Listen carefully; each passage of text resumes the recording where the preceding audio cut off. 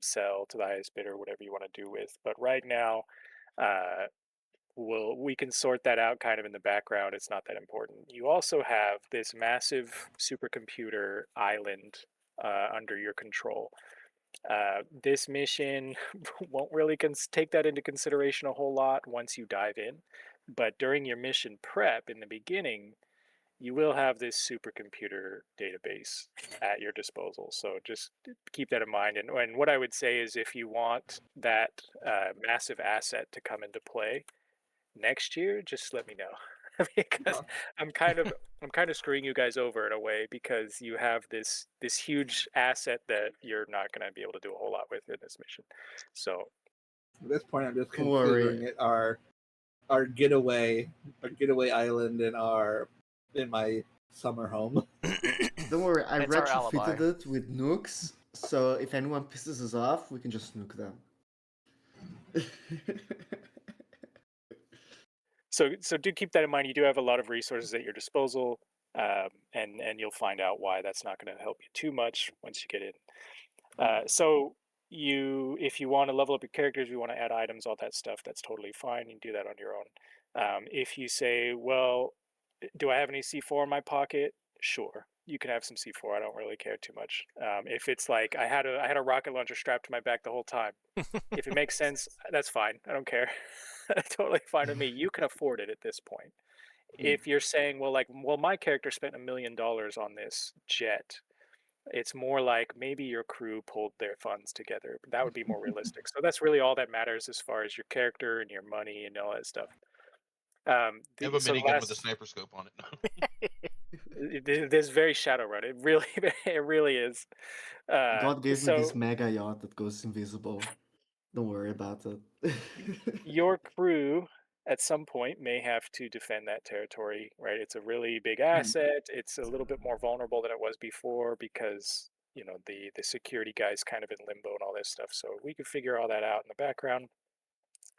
As you guys are getting your new private island set up and making decisions and fortifying things and fixing things that you broke on the way in. We'll say a few weeks have gone by, maybe a month or so, and Krim, you get a summons from the astral plane. Imagine that like a ghostly email was dropped into your inbox, and so as really the only magic user, you've been the astral liaison for the crew, and someone has reached out to get in touch with you.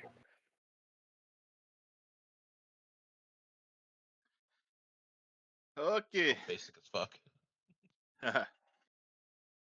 Opens up my email. Yeah, astral mail. You just imagine being like, "Where is your astral inbox?" Gestures at all of Krim. Points at the left tuck. Right there. Yeah. So Boy, has the astral Krim. plane would make a good band cover. Isn't that pretty good? It's like it does look like a vinyl CD cover. So does Krim have a mystic? I think we established Krim has a mystical lodge. It's basically like a closet with some doodads in it. I think that's kind of as far as we got. Um, I imagine on this new island, he's probably begun setting up a new mystical lodge, right? Because this is kind of your base of operations now. And so what is Krim's new sweet ass digs look like? A mystical lodge is like a room specifically set up for protecting your meat suit while you astrally project and channeling magic. And so a lot of times it's full of incense and magical wards and trinkets as a place of power and privacy. So what's Krim's new lodge look like? He's taken over one of the family restrooms. Yeah, yeah. Of the 6 restrooms in the mansion that you took over. Yep. One of the family restrooms with the changing table because it makes a nice little shelf that he can put up when needed. Got the fresh running water and disposal system. Yeah, And like a garbage he could disposal. well, like the toilets. Oh, I see. Yeah, Flush it. And everything's easy to wipe down if something happens. that's good. So it's got a French drain. Yeah. You just take a fire hose to the whole bathroom. Fire hose, water jet I spell. frankly think Yeah. every bathroom should be equipped like that. It for real. It should, There's especially been like many public times I just restrooms, looked at a libraries. bathroom and I'm just like, I just want it to all go away. Yeah, no, So I'm planning on building a house out of a large metal shed type building, and my plan is to make sure every room has a drain when I get the foundation poured. so has Krim erected an altar or a totem or some sort of setup that you can meditate or focus? Yes, the third stall from the left. The toilet's still intact, right? Oh yeah, it's a throne. So Krim, I imagine Krim sits on the toilet in order to astrally project and meditate, Yep. like as a throne, right? Yeah. I'm busy, man. Yeah. What's the incense of I mean, I've taken some choice? shits that have been out of body experiences, but Hey man, we don't judge your religion, you know. Your I would like to magical hope practice. I would like to hope every shit you take is an out of body experience. When asked about it, Krim just says, "Hey, you would not believe how many times I've gone to astral project, and then all of a sudden I wake up with solar pants." So, eh, yeah, I'm that's old. that's precautions right there. I mean, diapers exist. Infant gonna be very skunky. Infant. Oh yeah. That's actually pretty normal. So I don't want to make assumptions about a troll's magical tradition. Do you remember what Krim's magical tradition is? I believe I have it right up here. Tradition There's druid. there's only a list of like 200 magical traditions, so no pressure. But so he's a druid. So he's not like a blood mage or a warlock. He's considered a druid. And Um, so nature in thing. small print next to it, it's a materialization. So druid materialization. It's the Nice. Groot. Yeah, I'll give you your Groot spirit. All right, so Krim, you astrally project into the astral plane. This is something you probably do daily. You know, this is for a magician like you. This is no big deal. The astral plane is like entering the Matrix. It's just a completely separate existence with different rules.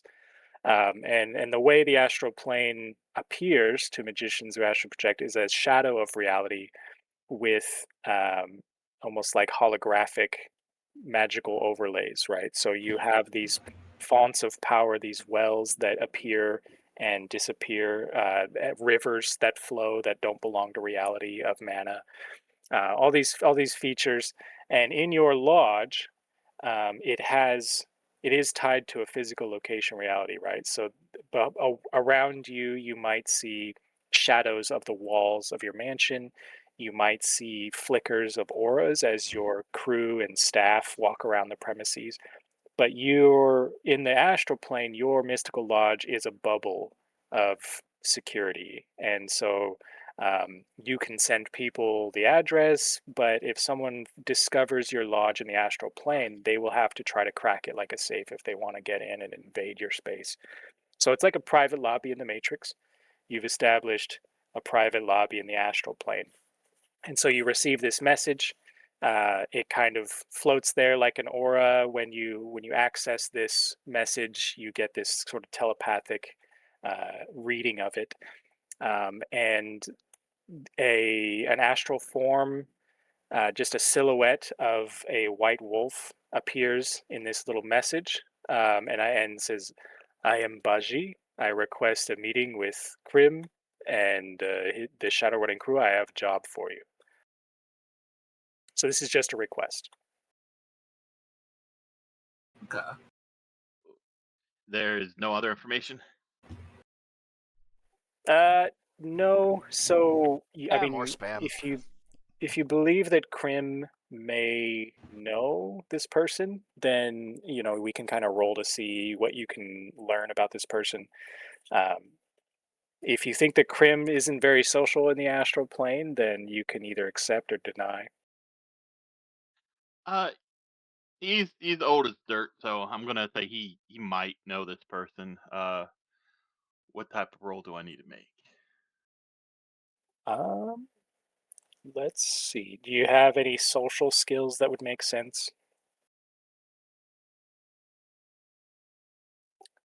I don't have all the No. social skills pulled up. Oh, so there's active knowledge. Let me do Control F. Do you have like knowledge of astral anything? Knowledge, English, medicine, police procedures, professional police procedures, street zoology, and Russian. Street zoology, I like that. That's a big ass rat. Yeah. Oh no, that's police procedures, street, and then zoology. Okay. I'm a street zoologist. Would be awesome. That is our host. A rodent of unusual size, man. Well, yeah, yes, that's we a can see Maine that. Coon over there. I'll give you. And then we have a pool of tabby. 8. So go ahead and roll a pool of 8. So I believe the way to work is you'll click on your token, and then in the top left there should be a roll button. I think I might have been. Oh nope, I didn't need It looked to. like it worked. Yep. So. All right, so 3 hits. So what you know about Baji is that they run a magic shop, and they have a reputation for being helpful. And so, so your twig spirit, they have their own personality. They are basically a soul, so they have their own sentience. And so each spirit individually has personality. It has its experiences, memories. This spirit is beyond that. It's transcendent. So, which means it's an astral form like you are. What you know about this astral form is that it is native to the astral plane. And so the idea that it's also a shopkeeper in the meat space is not common. But this is a powerful spirit who has a reputation for doing good things. So this is not, as far as you know, this is not an evil person. This isn't someone willing to do you harm. So that's what you know about Baji with 3 hits.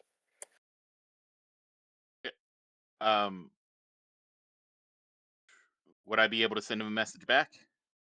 Sure.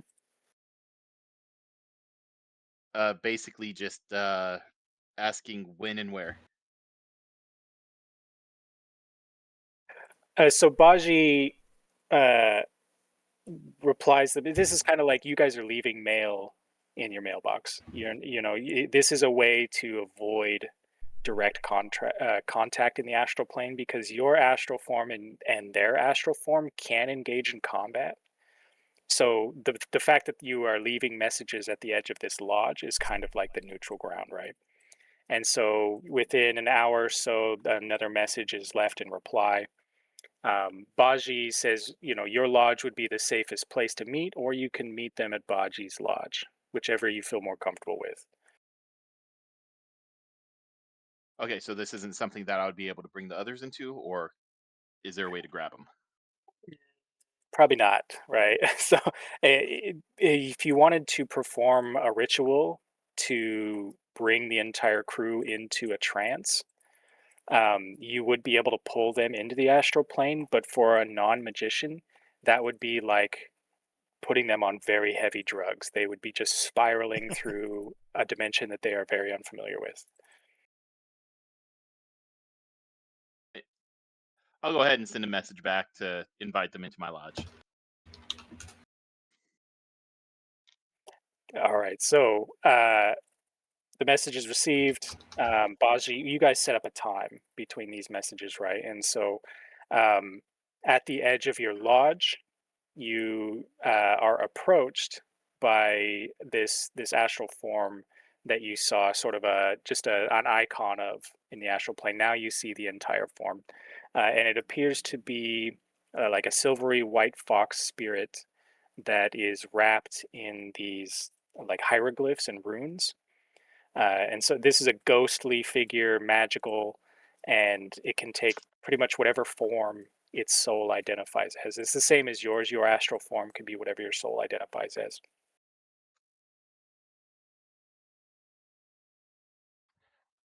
Pretty much just a big old troll.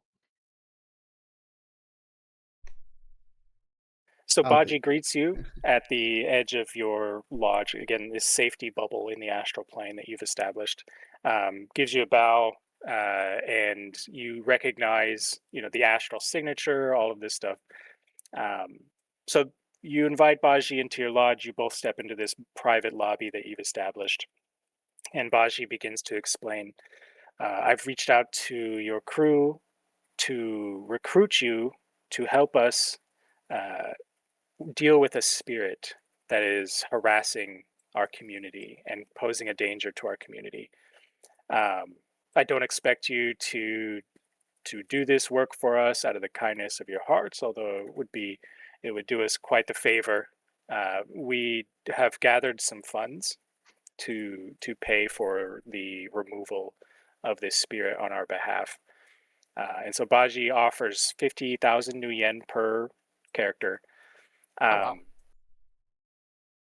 He says, I'll explain the mission in person. I need you to come to my physical store in the meat space, and I will explain further the mission.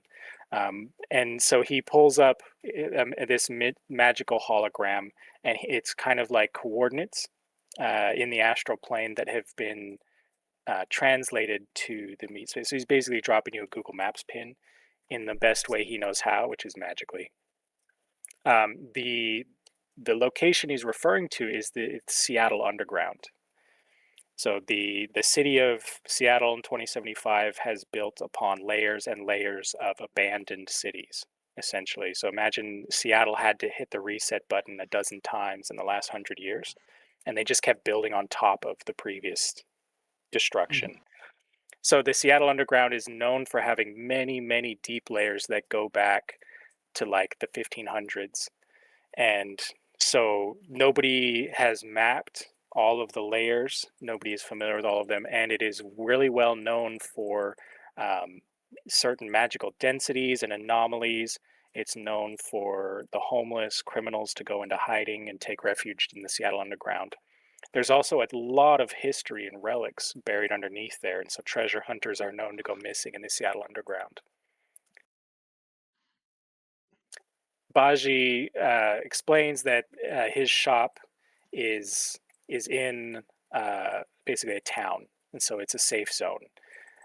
But the spirit is deeper in the Seattle Underground, and that's why Baji is recruiting the professionals to come in and help deal with this spirit and remove that threat from this city. Okay, I can't promise too much of anything. I got to talk to the crew, and if they want, we do. But I am sure that we can help. That's great to hear. That's great news. I've reached out to a couple of other crews, and they felt that dealing with a spirit in the underground is either too dangerous or not worth the pay. And I'm glad to hear that you're willing to help out those who Don't tell us that now. don't have a king's ransom to offer. Yeah, I've been in and out of underground, so I know how it is down there. So, I'll talk the others into the meeting. From there, they can decide. But I probably will go down and help either way. so Krim has a history with the underground. He's homeless.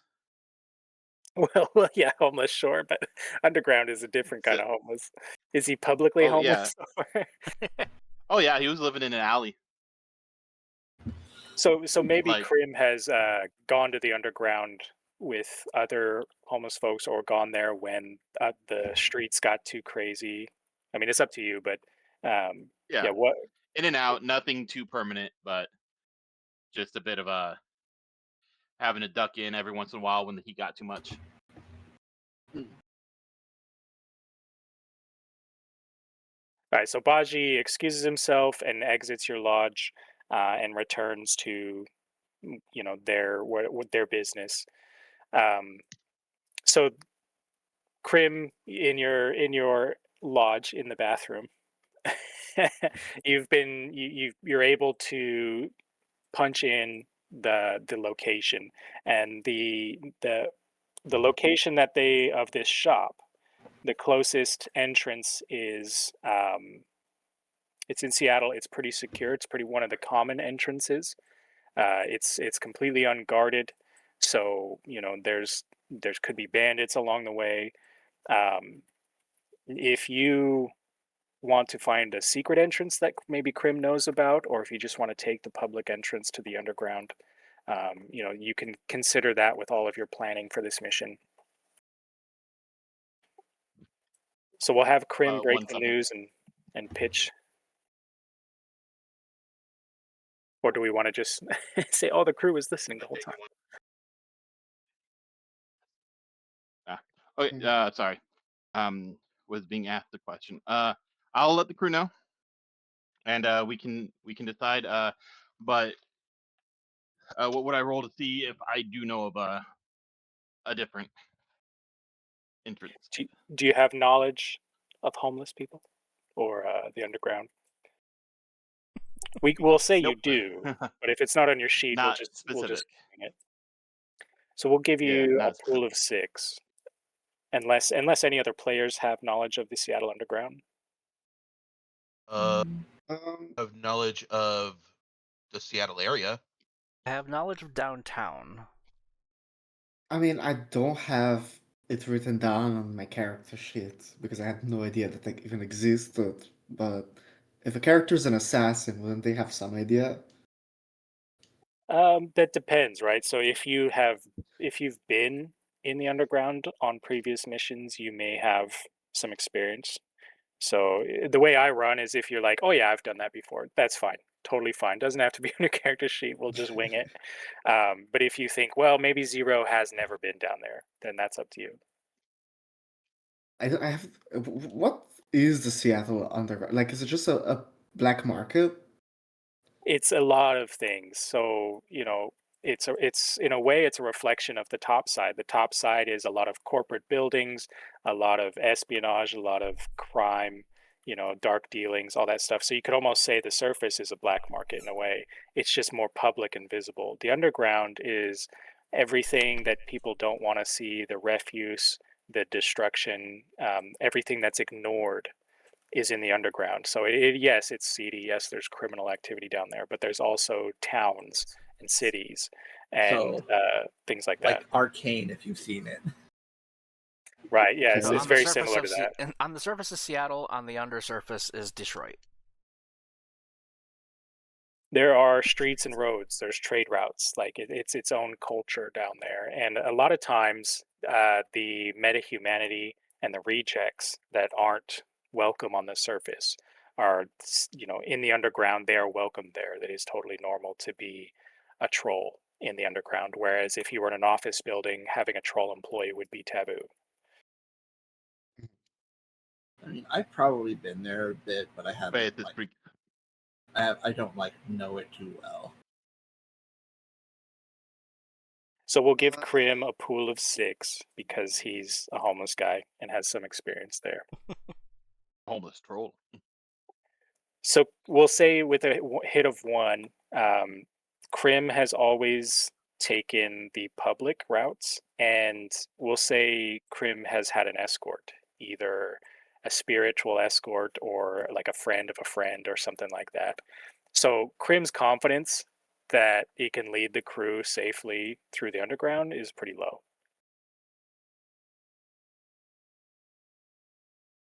But so I call a meeting of the minds here. Hey everybody! So we got the job offer from down in the sewers, the underground. Wait, I was like, are you talking to us out loud, or are you like trying to like project yourself into our heads, or what? Well, that's racist. I'm yelling on the intercom. Okay, it's on the intercom. Good. It's not just a voice appearing in my head, so you're not going to be met with immediate screaming.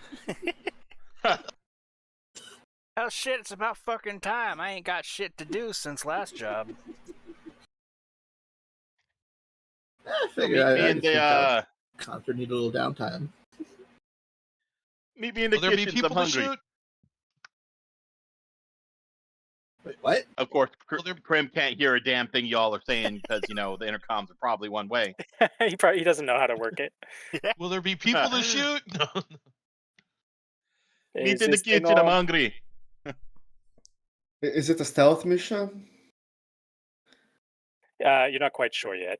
So the information that Krim will pass on is that in this Seattle Underground, you guys have been requested to deal with a spirit that is a threat to their community. Hmm. I'm partial to stealth missions. The underground is typically dark, and there's not a lot of infrastructure. So you guys would know this. This would be very basic underground knowledge. If you're a hacker, you're probably not going to get good reception because you're going to be under miles of concrete at certain points.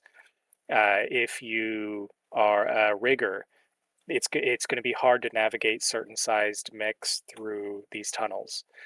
If you're a magician, there's going to be wild magic fonts down there and spirits, and they take refuge down there. If you have guns, they're going to echo. So these are all, the meat space, the astral plane, the matrix. There's not going to be a whole lot of working machinery, but there's also hidden, factories and things. So some of the corporate stuff that they want to hide away from the public view is snuck down into the underground. So the infrastructure is going to be hit and miss. What about the adepts, like adept powers? I mean, you're an X-Men at all times. Okay, but you're excellent. also sensitive to magic stuff too. So while Krim will be able to actually project and move through walls and stuff like that, you may have a mystical sense, and maybe you get like tingling on the back of your neck, but you can't quite identify what magical bullshit's going on. Krim would be the guy who would be able to tell you exactly what it is. I think I'm Excellent. technically a magician too. I don't know. I have the magician under quality. But then you Honestly, are a magician. I don't really know what Dante is either. That's why he doesn't have an icon. He's just the mysterious. Well, I'm a sniper, but I do have magic. I'm a nocturnal elf. Oh, that's pretty I cool. was gonna say Do your you have magic is probably spells? card tricks on the street.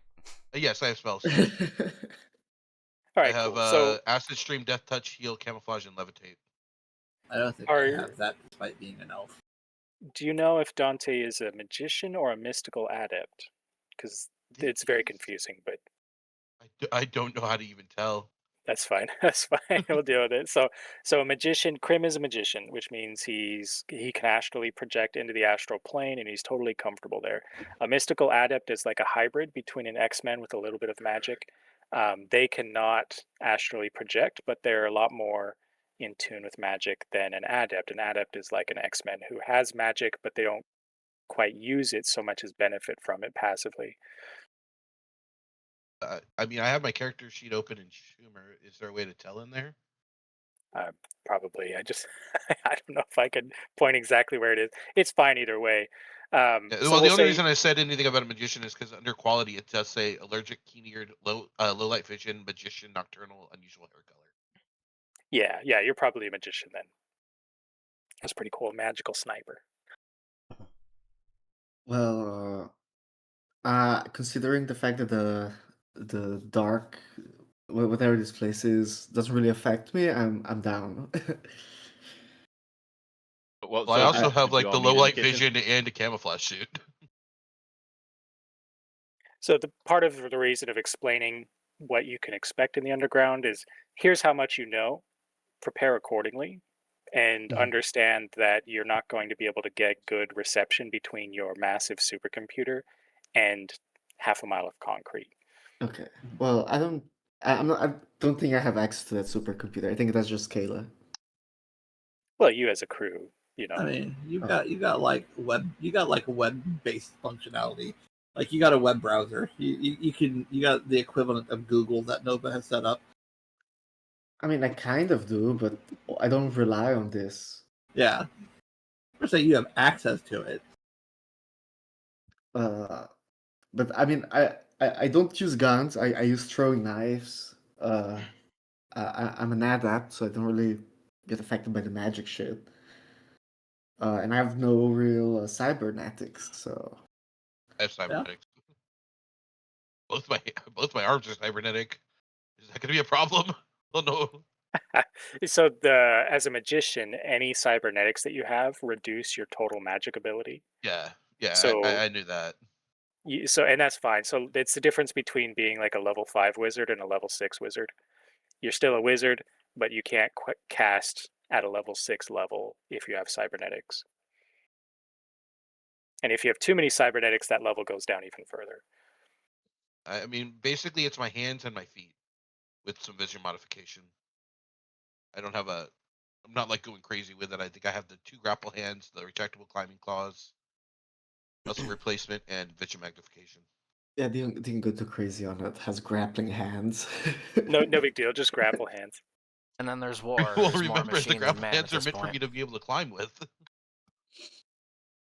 Get up I high. can use magic to climb. So what we'll do is I got hands. before you guys go to Baji's store in the underground, you can make preparations.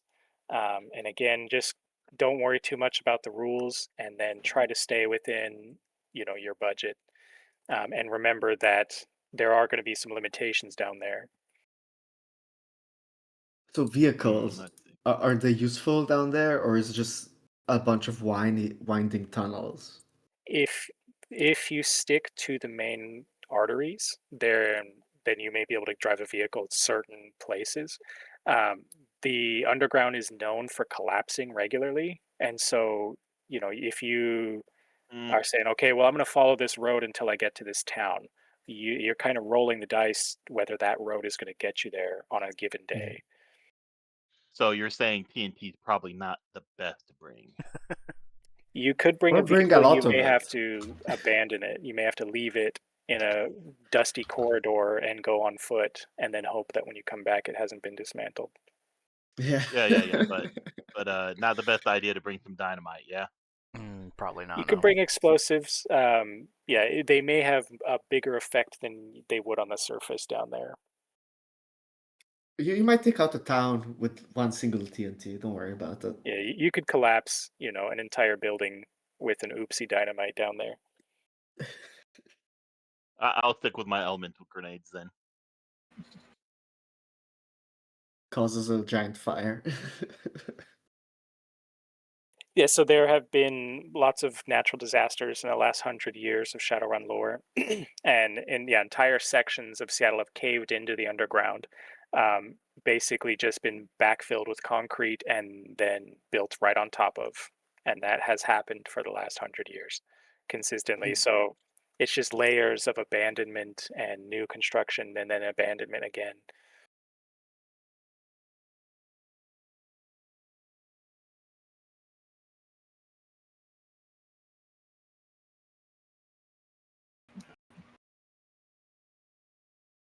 I don't think I need preparation. I think I'm pretty prepared. Anyone else? Likewise, I think I think I should be good. It should be No, all right. I'm not trusting one of my cars down there.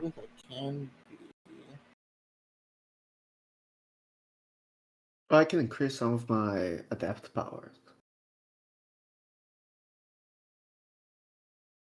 Oh yeah, because I have entire karma left. Hold up.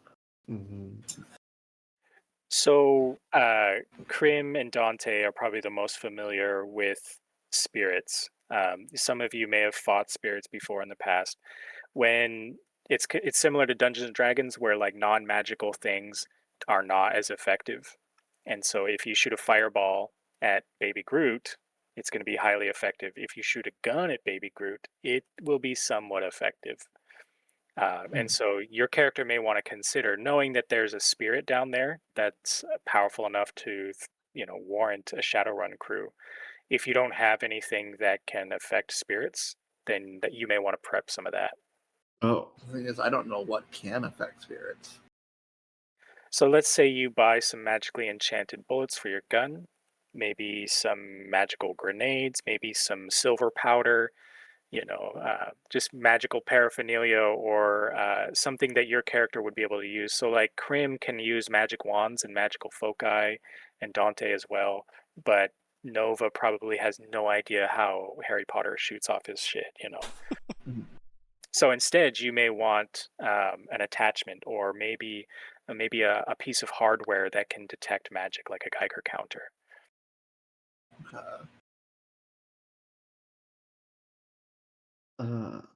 Is there anything that can make my knives affected? Yeah, so unless if you have something in mind, something like oil or having the edges replaced with a magical metal like mithril or some shit. So you could have those modifications made. What kind of ammo would I need to be able to get? So if Dante doesn't have any spells that can enchant stuff, like let's say you have a spell that makes your sniper rifle magical, right? That would be pretty cool. If you don't have something like that, then you could buy something like that, even if it's just an attachment. Your scope, if it doesn't have the ability to sense magic or see astral forms, then you may want to modify it in that direction. And this is all just flavor, to be real. But like I said, if you say, "Oh, I have a rocket launcher in my back pocket," I say, "Did you? Did you? Is it magical?" "Oh yeah, dude, I bought a magical rocket launcher." "Sick, cool, bring it." So I could just douse my clips with magic oil and just da-da-da-da-da-da. Right, and it would still be less effective than a fireball, but it would be more effective than just a normal bullet. Question. Does stun damage work on them if it's from like a normal weapon? Because I have Missile Mastery, which allows me to declare whether like a thrown weapon does physical or stun damage. Yeah, so you could stun a spirit and basically drain it without killing it, and that would make it essentially fall asleep or dissipate without actually. It's hard to describe Shadowrun. It's like so Baby Groot is a spirit summoned by Krim. That spirit is at a level that Krim invested in. So if Krim summons the spirit at level 6, it's going to be as powerful as it can get based on who Krim knows. So Krim knows Baby Groot in the astral plane and has said, "Hey, you want to come to the meat space for a while?" And the spirit said, "Sure." And Krim decided how much to invest in that to bring him there. So if Baby Groot gets shot with a gun, let's say half of that will actually hit his physical form. Well, when his physical form goes to 0 hit points, he goes back to the astral plane in a weakened state because he's been dump shocked back to the astral plane. If you deal spiritual damage to him, he'll go back in an even weaker state, and you might actually be able to kill the spirit, which is permanent, right? So Okay. the difference between health damage and stun damage for spirits is that you can actually kill it spiritually, or you can kill its physical form and boot it back to the astral plane. Wait, stun damage can kill it permanently? It could. So what's more likely is that Baby Groot would take 9 out of 10 points of stun damage, and on the 9th point, it would just seppuku itself and go back to the astral plane to get away from you. If you're a magician, okay. you could chase it, and then permanently kill it. And so it's more likely to just say, "You know what, I'm out, I'm going home," than to let you kill it in the meat space. But if he It's doesn't very get important to to know that live. if you're going to be fighting a bigger spirit later. Yeah, I think he was mostly just asking whether regular or stun damage would be more effective in the long run. More I would like say they'd be equally effective because to a Yeah, spirit, as long okay. as it's magical. oh, okay. In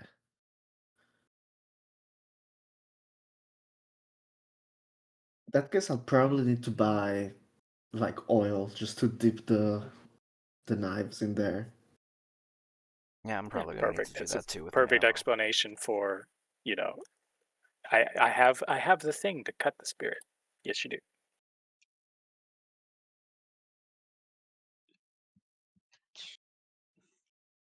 And Grim just has the grenades. Yeah, spells, that is. Yep. I think I have fire cold's done. Fire, water, cold, and electricity. Elemental grenades. Sweet. All right, so we've made our preparations. You guys, I don't know, take a bus or an Uber or whatever, your hover car. You guys, I think you have like a dozen of these hover cars that just come with the property. I mean, And we so you also make your have our way to own. the entrance to the underground. Krim knows this entrance. Everybody knows this entrance. Imagine a like a drainage canal that has been abandoned and collapsed and overgrown for a long time, and yet there is traffic in and out. So you see folks going into the underground through this decrepit entrance, people coming out. And you actually see a vehicle. It looks like it's been made out of scrap metal and junk, and it's sputtering and jiggling, and one of the wheels is oblong, and it pulls out with a loud screech. One of its lights flickers, and it leaves this entrance to the underground. And so you're not alone, and it's pretty clear you're probably not going to be ambushed at this entrance, but you get the level of wealth, just sky dives downward as you head toward the underground. Do you try to drive a vehicle as deep as you can? I think it'd be Our best just to get out and vehicle. walk.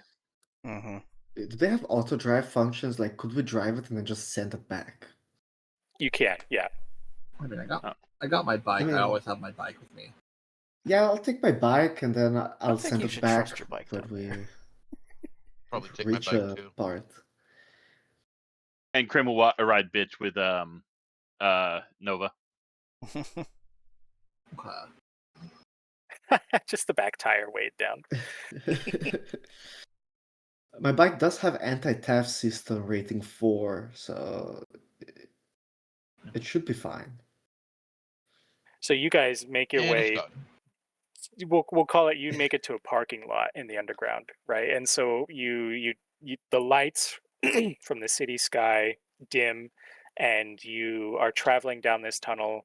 There are some lights that are hung on strings, and the bulbs kind of flicker.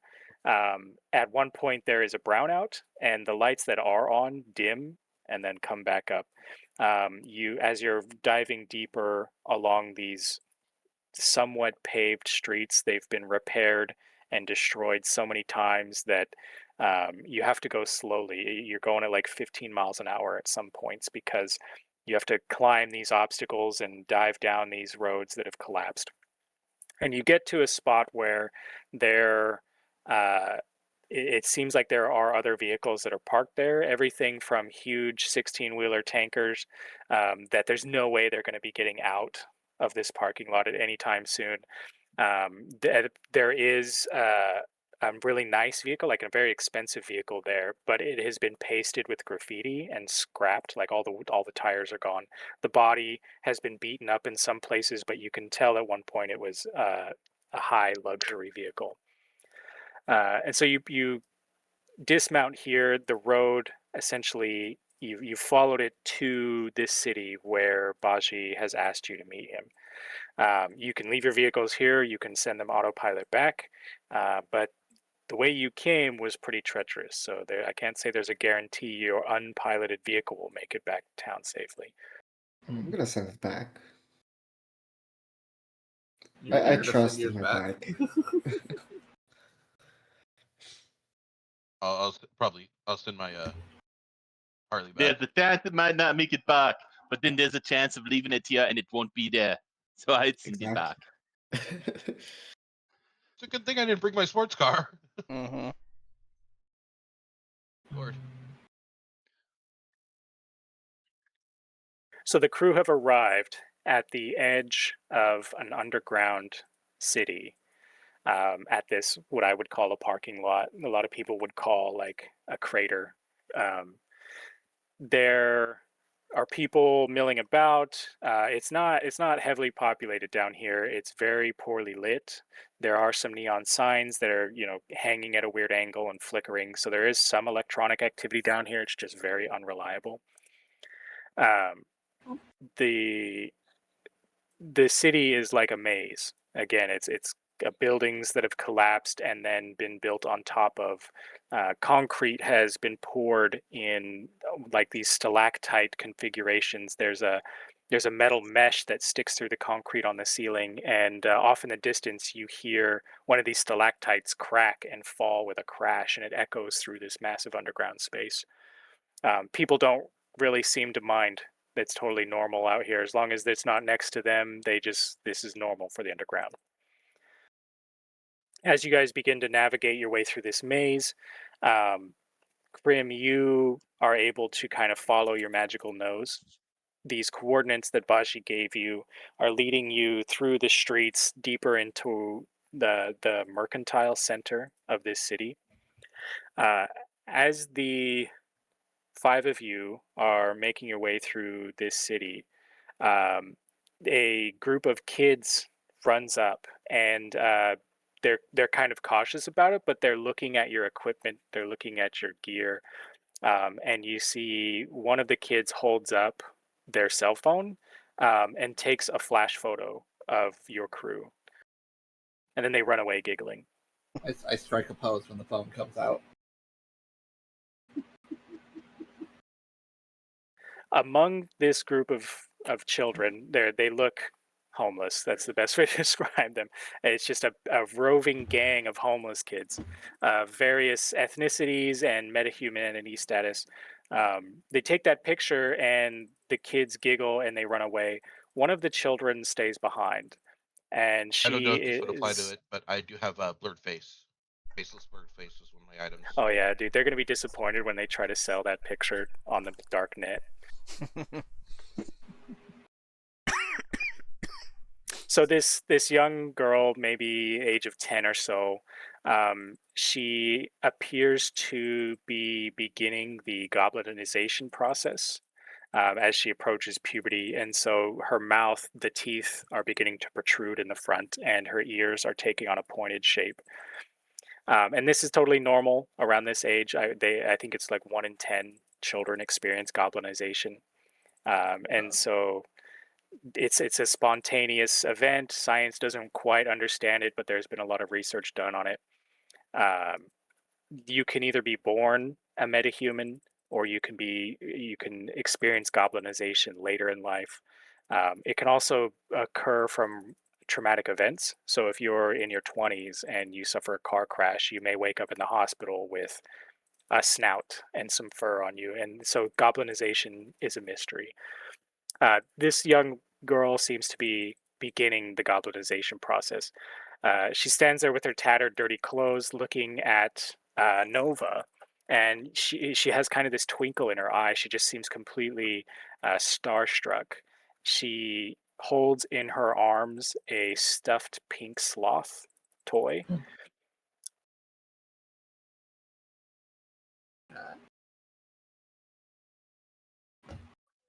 Oh, Got her here on the screen. That's cute. She says, "Are you famous, miss?" I am. I really like watching the Tridio shows of my favorite star on the trids, and you look like just like one of them. I am.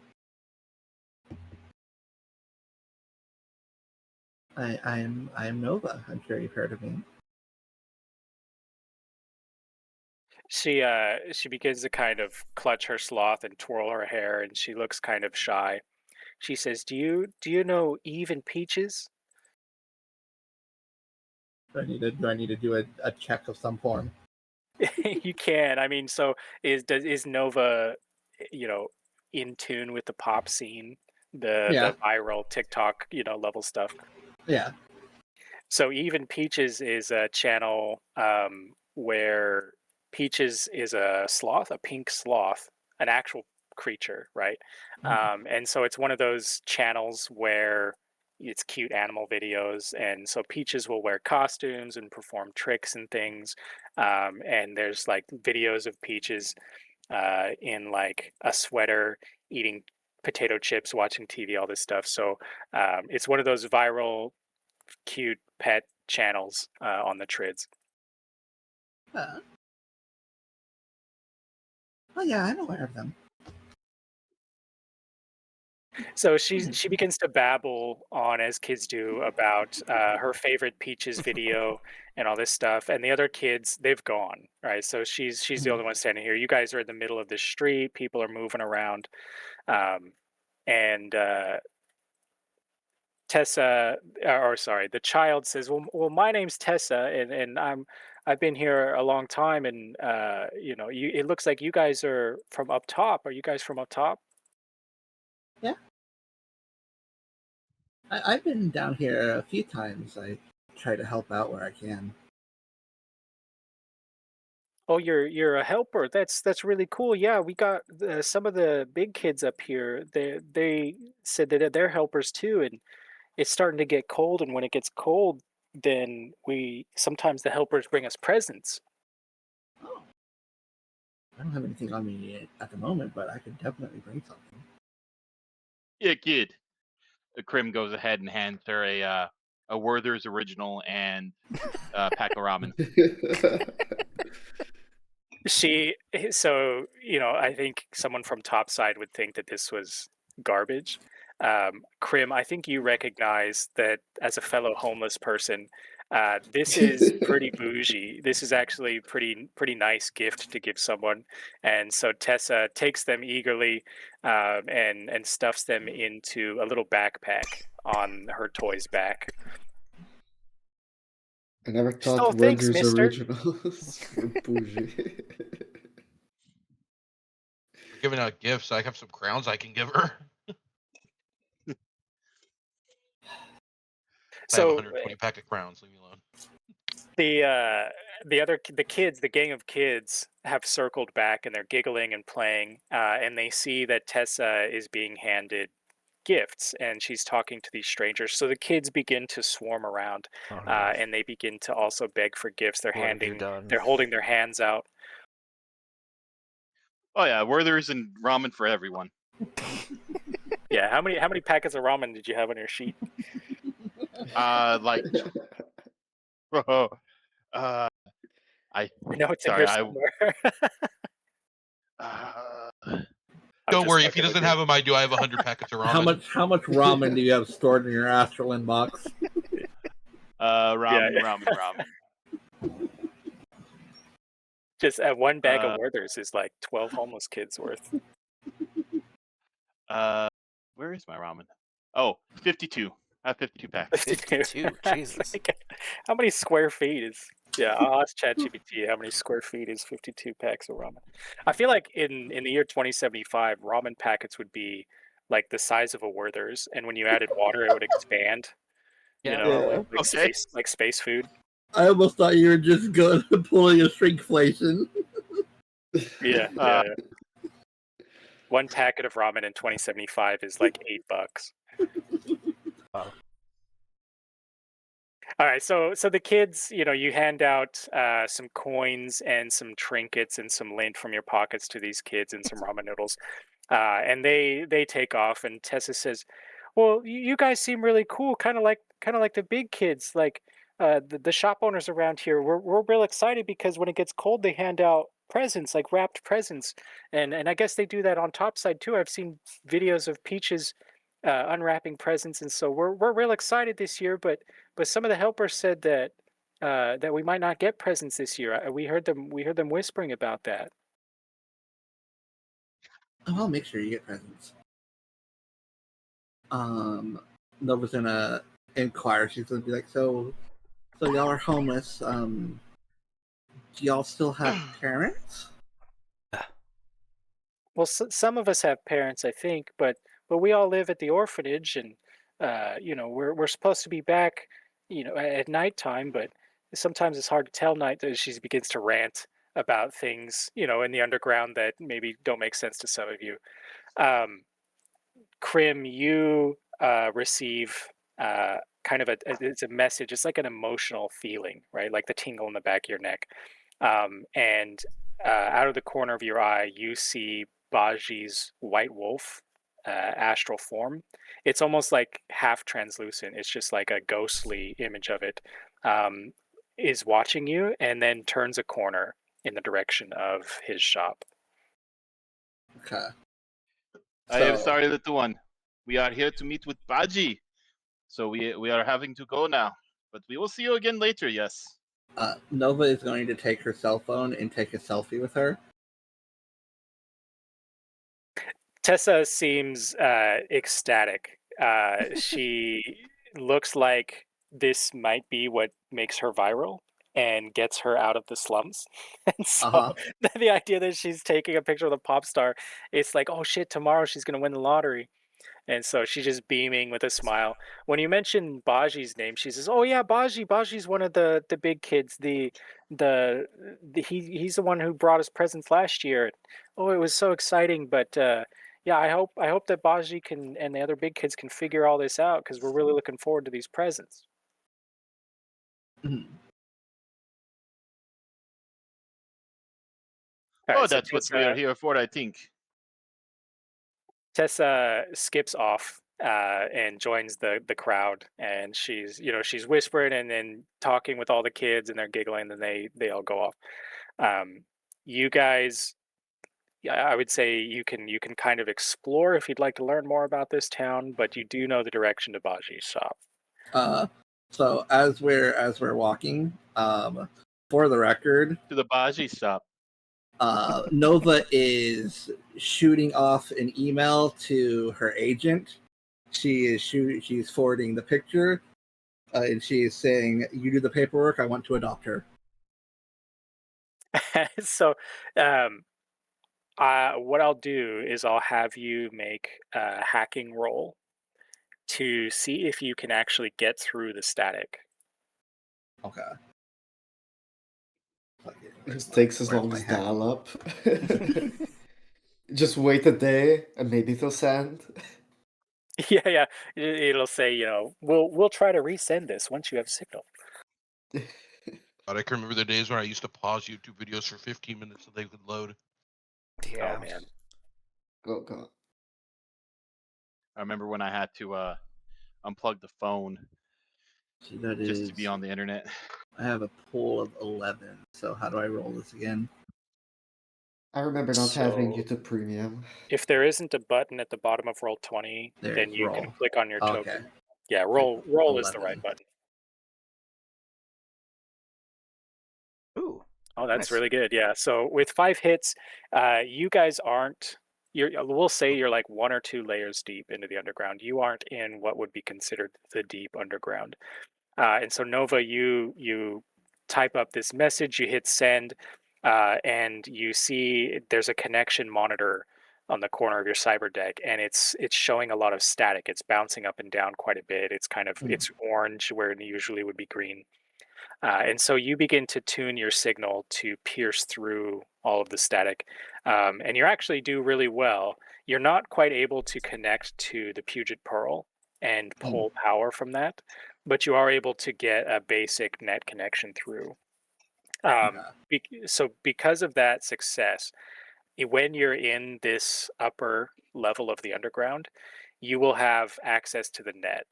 I'll give you that. So Okay. you've been able to tune your cyber deck enough to get through the static. Okay.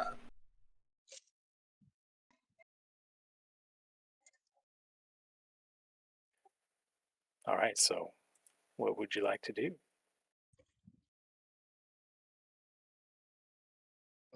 Zero isn't the exploring type. He's the let's get the job done type. So was War. Yeah. And Krim will also be like, yeah, the less time we wander around, the less time shit can happen to us.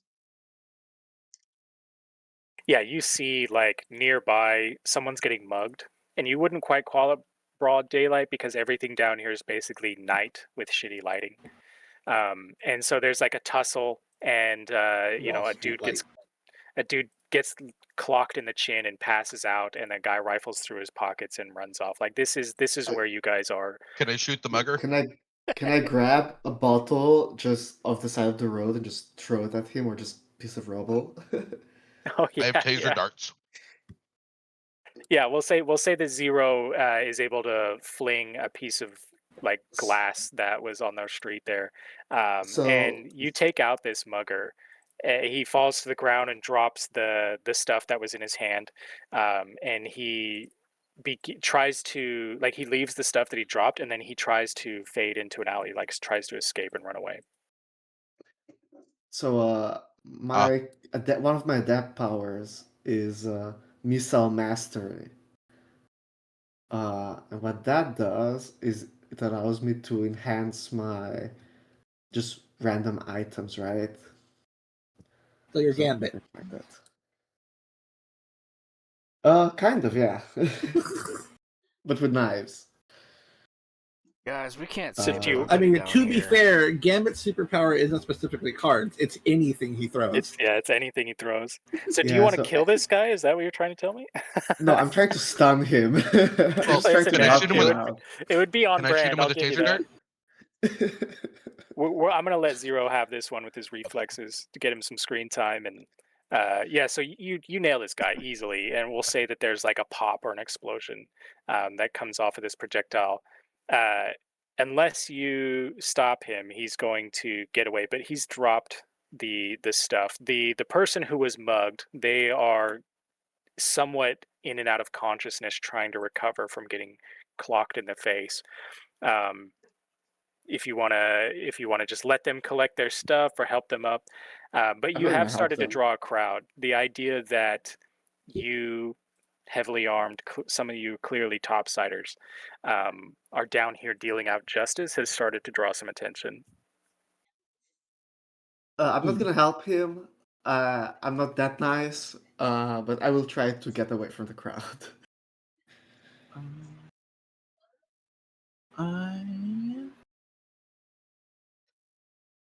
Yeah, so you're able you help this guy up, and you're like, "It's okay, uncle, we'll get you back home." And you're able to Assassin's Creed back into the crowd. The scene starts to kind of disperse and everything starts to flow back to normal. You are still getting weird looks, but there's a lot of weird people down here. In fact, it looks like you see another crew of Shadowrunners moving through the crowds, and you really only recognize them because you've got the contrast between a bunch of homeless people and Shadowrunners. It's pretty. You stick out like a sore thumb. Anybody with gear doesn't belong here. Pretty much, yeah. If that's the case, it's to stick out less.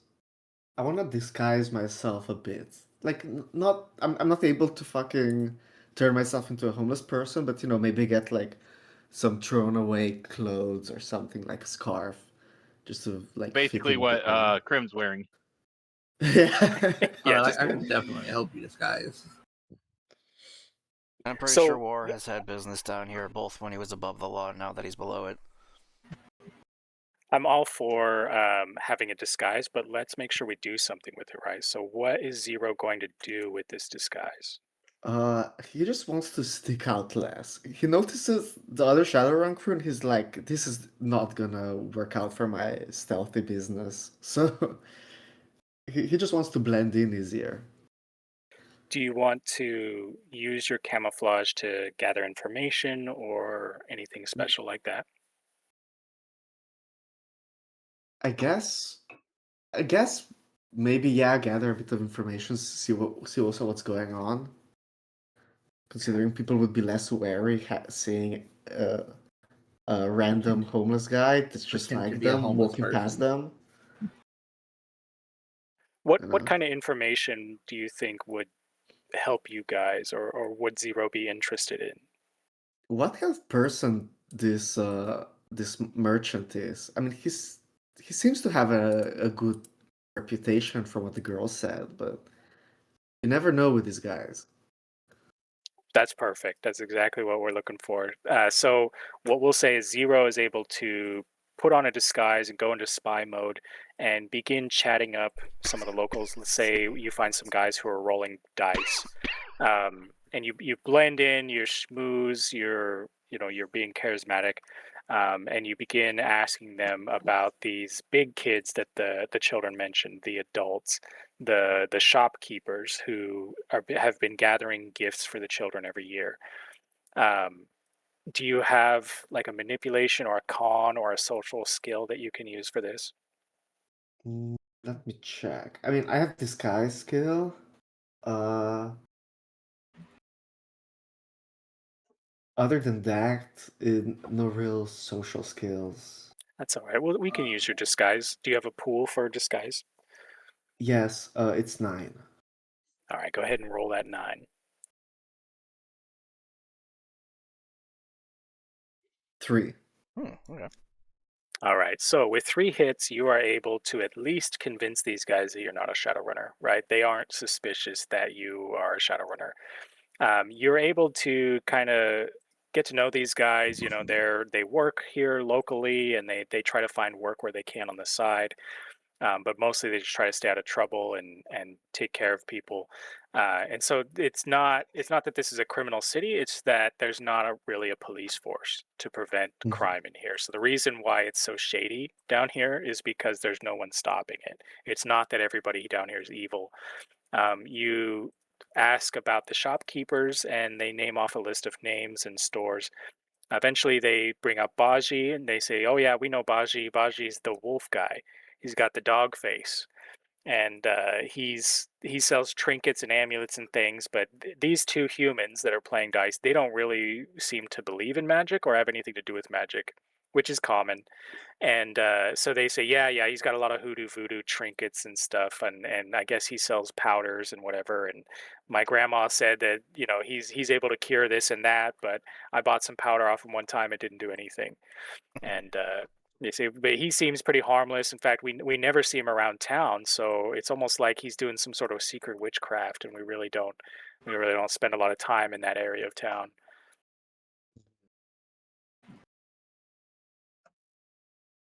Well, thank you for the information. Any good place to get food? Oh yeah, they list off a bunch of names. Ramen store, legit ramen store, not the prepackaged dehydrated stuff. Uh, Okay, it's they not talk good. about some of the creatures in the underground, mutated. Some of them, most of them are not farmed down here, but it's more like hunting and trapping. And then he talks about how there's a spam vendor who can do miracles with a can of spam if you bring him one. I'll leave the conversation there. Thank you for the information, guys. I'll see if I can get some good food. Yeah, they seem like they enjoyed having you around because you're just so disguised. You're more like a spy in their presence, and you were able to pull it off with 3 hits. Can't believe they cured my cancer with ramen. More like with spam. Or spam, yeah, with spam. With spam. Oh yeah, that's what the sign on the front says. It's like a testimonial. All right, do we want to explore this town anymore? Or do we want to go to Baji's shop? I'm going to The Baji Baji's. shop. Going to the Baji That guy shop. said. There you go. Someone picked up what I was doing. Oh, I picked up the first time. Same. All right, so following the astral signature that Baji left for you, when you blend the astral plane with the material plane, you can choose to hide your tracks, or you can choose to just leave them out there. And so it's almost like you can sense these footprints that Baji has left for you. He clearly hasn't tried to hide them at all. And so you turn the corner into what may have once been a subway station, but has been collapsed, rebuilt, collapsed again, and rebuilt again. And so, of the remnants of these buildings, has this little shop has been built. Uh, the shop front is open. You know, there's like one of those bead curtains, and as you enter the shop, you can smell incense being burned. You can sort of feel the tinge of magical aura for the magic users. And what's notable is that this store is very clean, and all of the items are floating in these sort of magical, um, like a gotcha machine or like a snow globe. These globes to keep them items sanitary, keep them warded from theft, and so it seems like you've. This is like a hobo hideout. This is the slums. This store is rather well maintained and equipped, and it looks like there is an accumulation of wealth here that is well spent. From the back room, a curtain parts and a human figure appears in robes with magical trinkets and jewelry. And one of the first things you notice is that, as they mentioned, Baji has the wolf, the head of a wolf.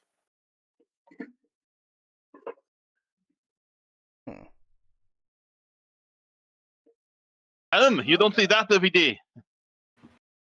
Almost looks like a Jedi. Baji, Baji kind of, you see their wolf-like snout, kind of. There's a little bit of teeth shown. It's like a half snarl. The lips don't move like a human's do. The face is not designed for that. But you can kind of read a hint of amusement. From Baji's neck hangs a talisman, and you can also notice that one of Baji's eyes is cybernetic, which is it's not desired for a magic user to have cybernetics, but it's also very common. You get injured, you get in trouble, you get your eyeball replaced. So robes, he's got a magical amulet around their neck, got jewelry and runes, this cybernetic eye, and the face of a wolf. From the amulet, you can hear audio, and a voice comes through, and it has sort of a magical echo to it as it's being pushed through this amulet. And Baji takes a bow and says, "You've made it to my store. I am Baji. Thank you for taking the time to come down here. Really appreciate yada yada."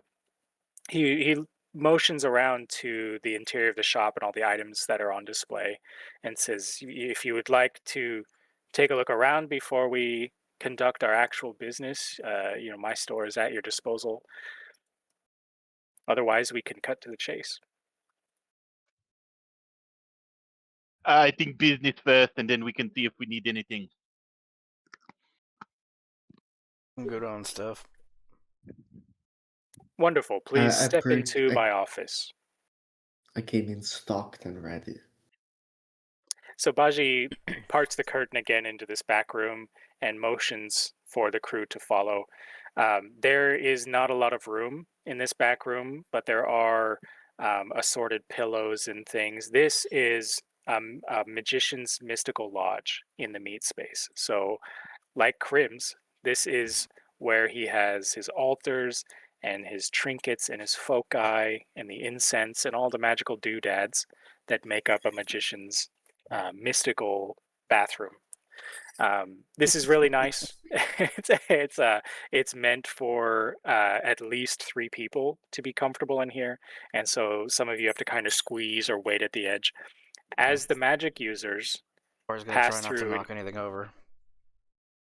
Can I including be on the Zero. ceiling? Zero, you feel the tingle like on your arms and neck of pushing through a magical barrier as you make it to the edge of this mystical lodge. So you can choose to enter or not, but you get kind of a tingle. For Krim and Dante, you can actually see the shimmer of a magical field between the doorway and the other side of this. So it is a protected space. So considering the fact that it's cramped, I want to try to hang on the ceiling. Do some as monkey shit. So I have Don't I mind him, have he's weird. a skill well, not a skill, a quality, called hang time that allows me to hang from surfaces as long as I'm staying still. Let me There you find go. it just real quick. It's like the people who sit funny, right? Like he climbs onto the workings of the room. Baji doesn't seem to mind too much as long as you're not hurting anything. So Baji sits down and begins to swirl his hands. He has human hands. He's only a furry in the face and tail, and begins to swirl sort of this magical hologram together. He conjures an image of this green spirit, and visually it's just like this ball of glowing light, but there's a dark green center to it that it almost smokes. There's like a black smoke coming out of the center of this glowing orb. um, for the magic users, you get quite a bit more information, and what it is communicating, this hologram, is a spirit of greed, and this spirit is spreading corruption in the underground. So as Baji is trying to build this hologram to communicate what you're dealing with, begins to explain in words as well. Uh, our community here is pretty delicate. We have economic concerns, we have health concerns, we have structural concerns, but we also are neighbors to the deep underground, where we, on occasion, are assaulted by ghouls, zombies, spirits. We're susceptible to magical spouts that appear, magical fountains, and that will invade into our safety zone. And so I work as a consortium with the other vendors in this town to maintain balance and to protect the people that live down here. Well, when we discovered this spirit of greed deeper in the underground, we knew that it would not be smart for us, the capable folks protecting this town, to dive down that deep and abandon our town. So we've called in the professionals and rallied as much money as we can get together to have you on our behalf dispatch the spirit. Now there is another caveat. Part of the problem with this spirit is that a shipment of holiday toys has gone missing in the area that this spirit has been nesting. We would really like you to help us secure these toys. Now, that's not what you're being paid for, but on your mission to dispatch and disperse this spirit, if you happen upon these toys, the merchants have agreed to pay you for each package that you return.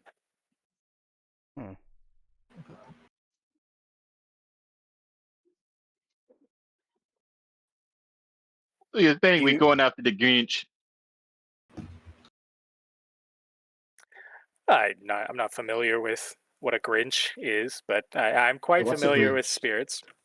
And this one is powerful enough to make me not confident in my ability to deal with them alone, especially deeper into the underground, farther from assistance and resources. So Baji's trying to warn you that where you're going, there won't be ambulances. There won't be a lot of phone calls to be made. And so it's a bit more dangerous than Baji and his crew can handle without overextending themselves. Do you have any first aid kits?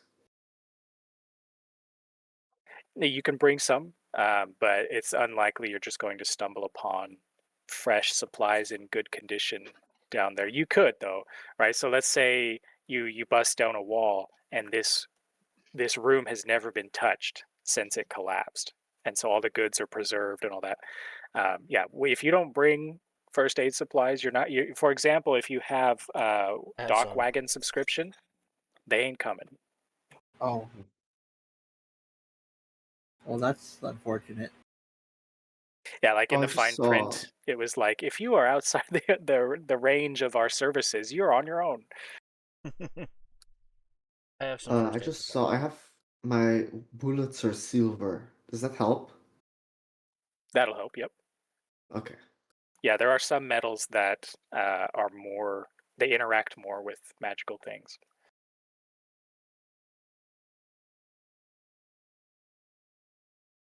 Baji says if there are ways that I can help you, give you more information, perhaps there are items in my shop that I could loan you or that you could purchase to help you with this mission. But we're not wealthy down here. There's things are profit margins are very tight, you could say.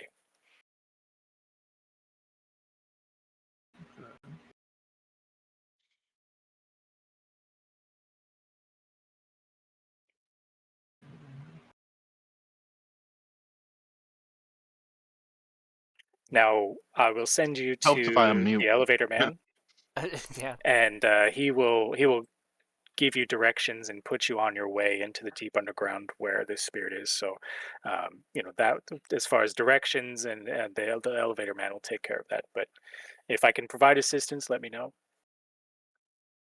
Do you have any maps, like, or for made by guides? I don't, and I deal in magical items, but the elevator man may. He may have some maps. He may be Okay. able to give you some direction. Um, what I can do is uh, give you a signature. And so he grabs a just a basic ring. He's got like a bowl of really cheap jewelry. He just pulls a ring out. He still has this projected magical hologram in front of him, and he begins to chant in a language that uh, comes from the amulet, not from his mouth, right? And it's this weird astral chanting, and he channels this hologram into this ring, and he holds it out to. We'll hold it out to Krim, and says, "You can use this as a tracking. If you identify this astral signature in the underground, then it will match that of the spirit." I was only able to get close enough to understand its astral signature without getting caught. Oh, well, that helps. Do you have any magical trinkets for the healing?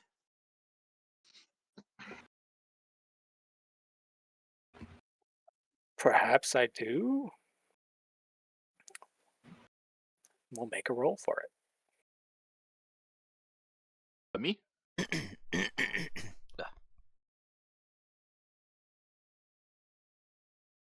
Just had to type this in so we don't forget. All right, I'm going to make a roll to see what he's got.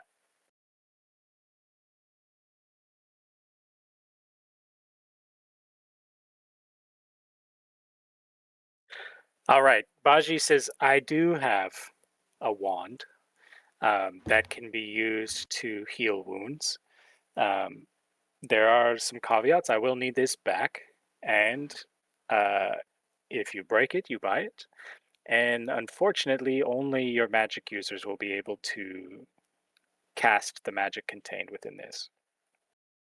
Are we able to cast it on the peoples or just to us? Yeah, you can use it on your friends. You just have to be within line of sight, and a magic user has to activate the item. What are the limitations? The limitations. I'm not sure. I How haven't often? tested it. I usually use it at point blank range on people who come in for their ailments. So you'll have to find out. How many times a day, a week? Is it use it and it go bye bye forever? If you feel that the magic contained within is dwindling to a whisper, then please stop using it and allow it time to recharge and return it to me. How about of not borrow and just to buy? To buy. I apologize. I'm not very good with the calculator. And so Baji closes his bionic eye, and you can see a blue light flickering through the eyelid as it begins to process things. And Baji returns with a price. He says, I could part with this wand permanently for 200,000 new yen. Ow. Oof. Okay, so definitely know the breaking. Definitely know the breaking.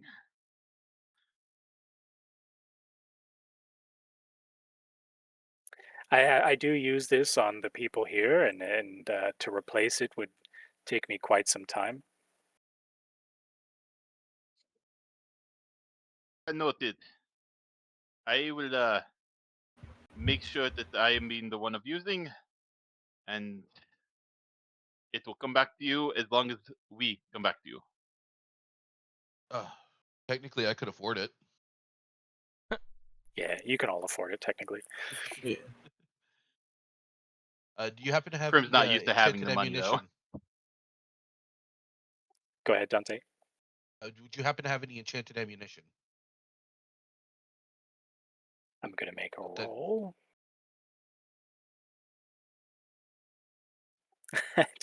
He's killing it today. What caliber? I have my sniper and an SMG. And I don't see the calibers for them on my sheet. Baji goes into the shop, and you guys are free to move around this shop. He begins to rifle through a series of drawers and produces a magazine of each. So, sniper and small caliber, and says, I can give you one of these. Of course, it won't be returned, but for the children, for the presents, for the gifts, and to save our community, I can contribute this. So you I'd got to probably take choose. the sniper.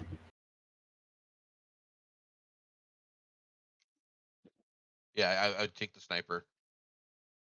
I'd load it into my my Barrett. So the magazine housing, it has been etched with runes and is made of a special metal, and so you can feel the enchantment on it will be quite effective. You happen to have any for a heavy pistol?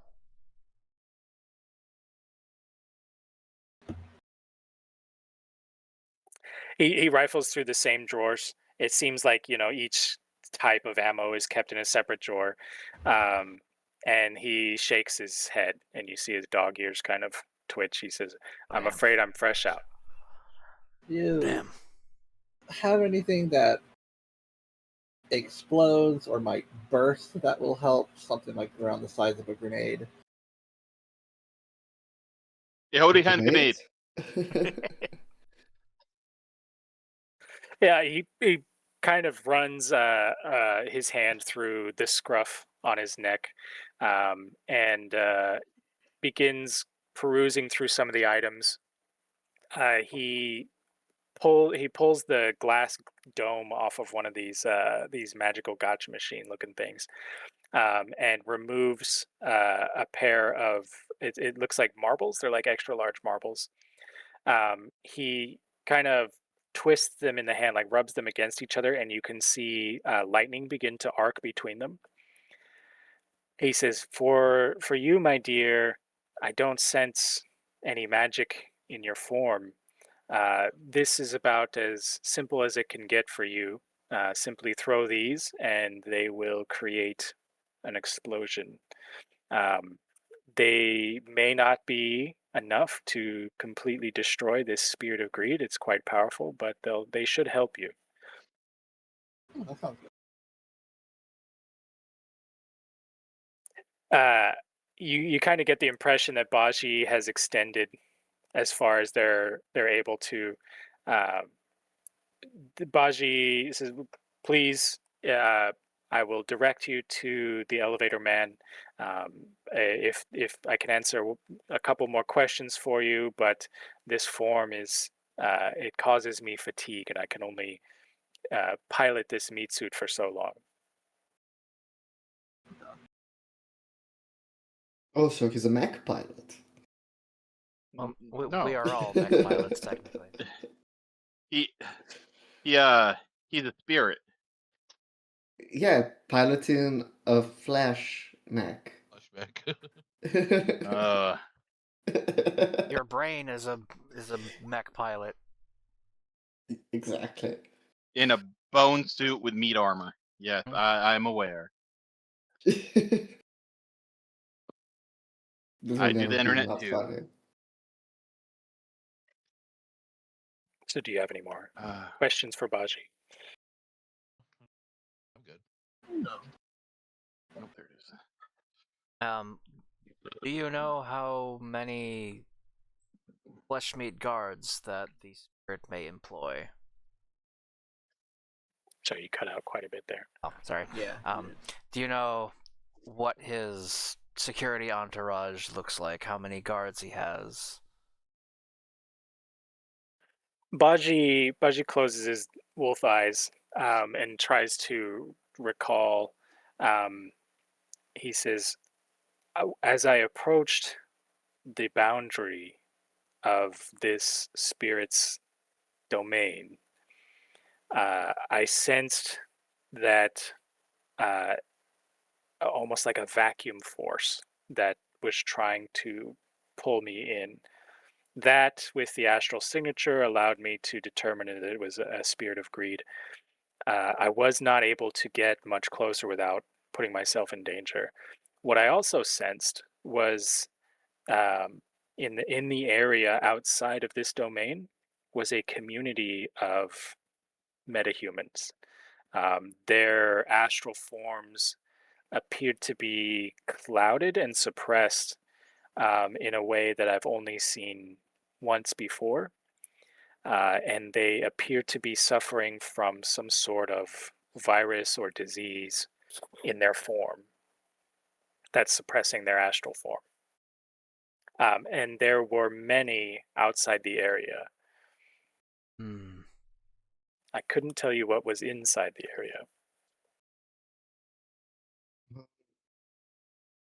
Do you by any chance think we can sneak up on him? Or is he very perceptive? From my previous encounters with malevolent spirits, it is likely that they operate their domain with minions or with proxies. That's commonly how spirits operate. And so, if you can not get caught by the servants of this spirit, then you should have no problem getting into it's the heart of this domain undetected. Um, and Baji looks you over, Zero, and you can tell that he's not just looking at your equipment, your disguise, that he's looking deeper and analyzing your astral signature. And he says, "You may have a chance with the abilities imbued within you." Yeah, the 0 chance. Well, I like to hear that. You have 0 chance? No, that I have some chance. A With my non-zero ability. chance. Yeah. Non-zero chance.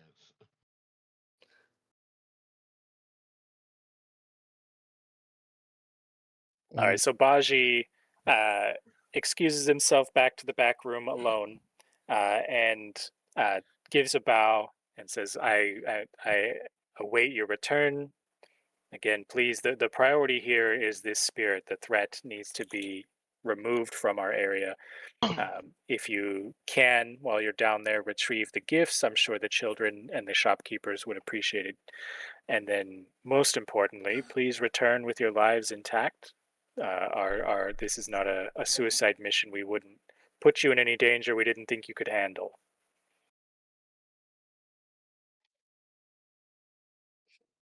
And he And closes don't the break the curtain behind him. wand.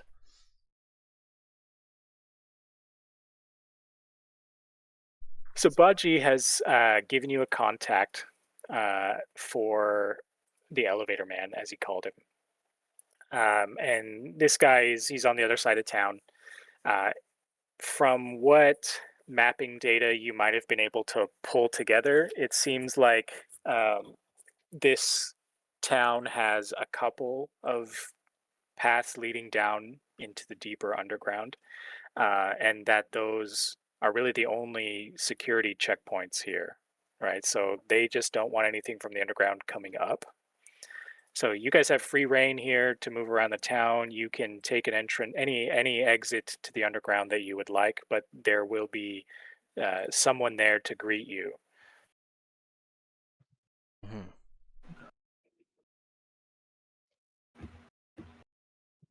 If you'd like to, you can talk to the townsfolk more and get more information on the underground. Any other preparations you'd like to make before we dive deeper is up to you. Hmm. Moore doesn't deal with the magics too well, so he's gonna have to defer to your expertise.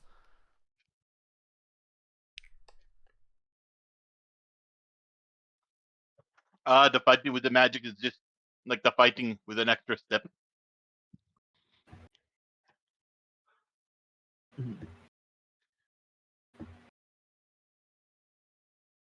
All we have to do is group up and hit it till it dies. Or we can sneak up on it and just bombard it.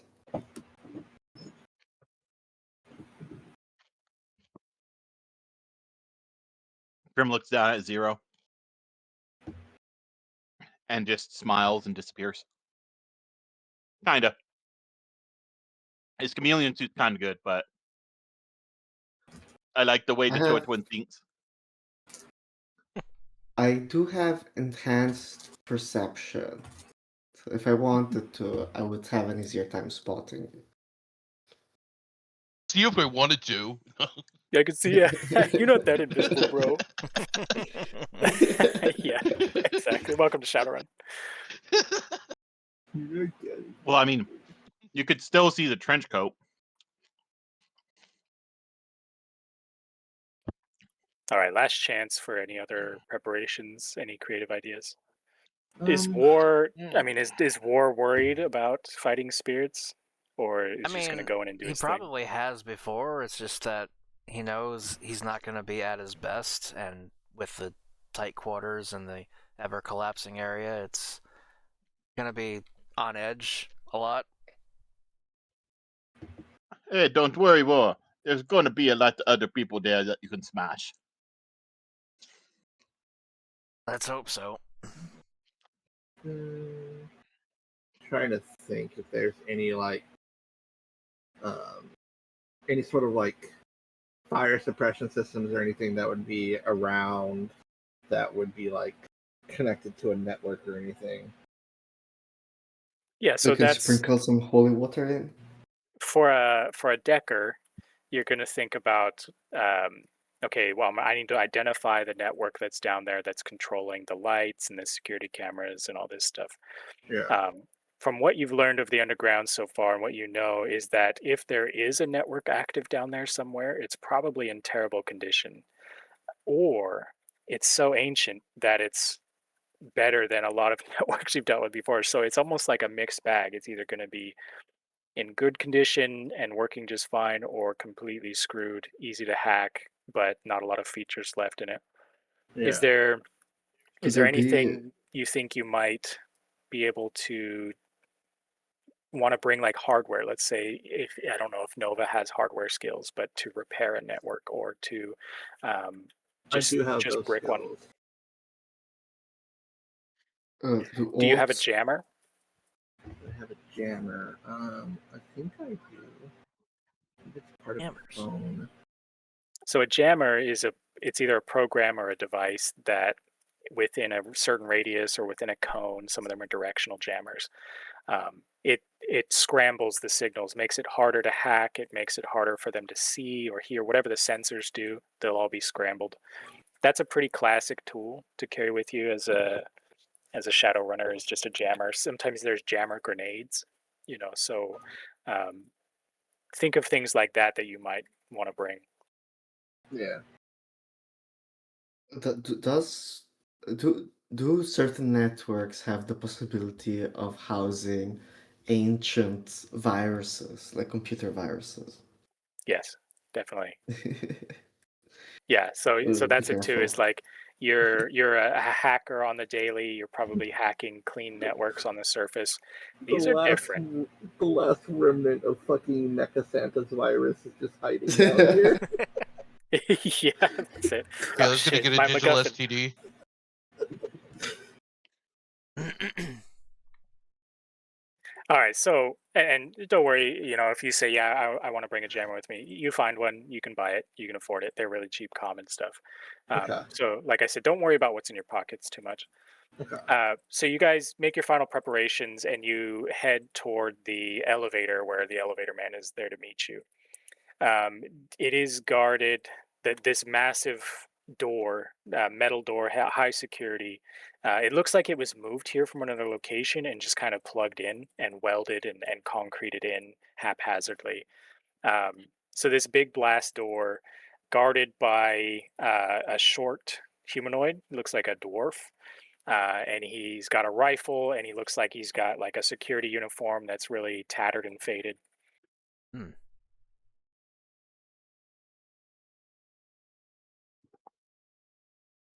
Do you be the elevator man?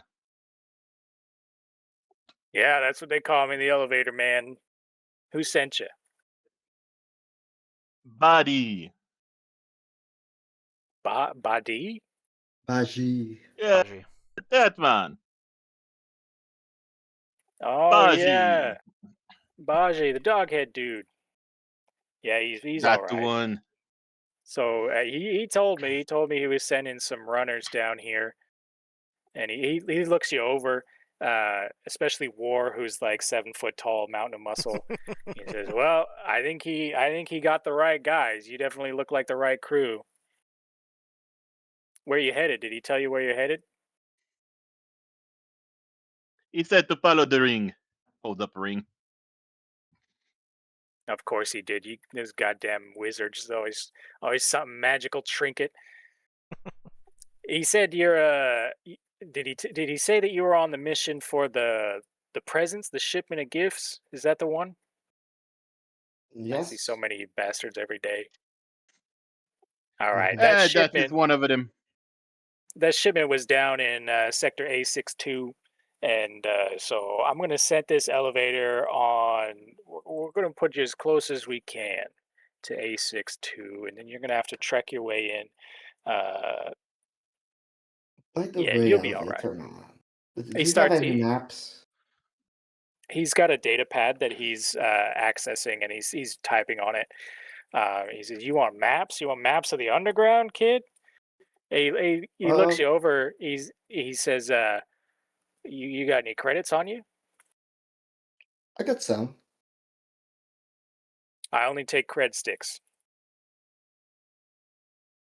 Well, at the moment, I've got a pretty big cred stick on me. Yeah, you should totally just announce that to some random guy. With a gun. It's fine. You're 5 random people with guns. Exactly. Are you trying to bluff him? Uh, First, I have to see if I have one on me. That sounds like a bluff to I me. don't actually have one on me. That Oh no, I sounds have like a two bluff to me. certified. I have two certified cred sticks. They're silver That's with pretty good. 20k. Okay.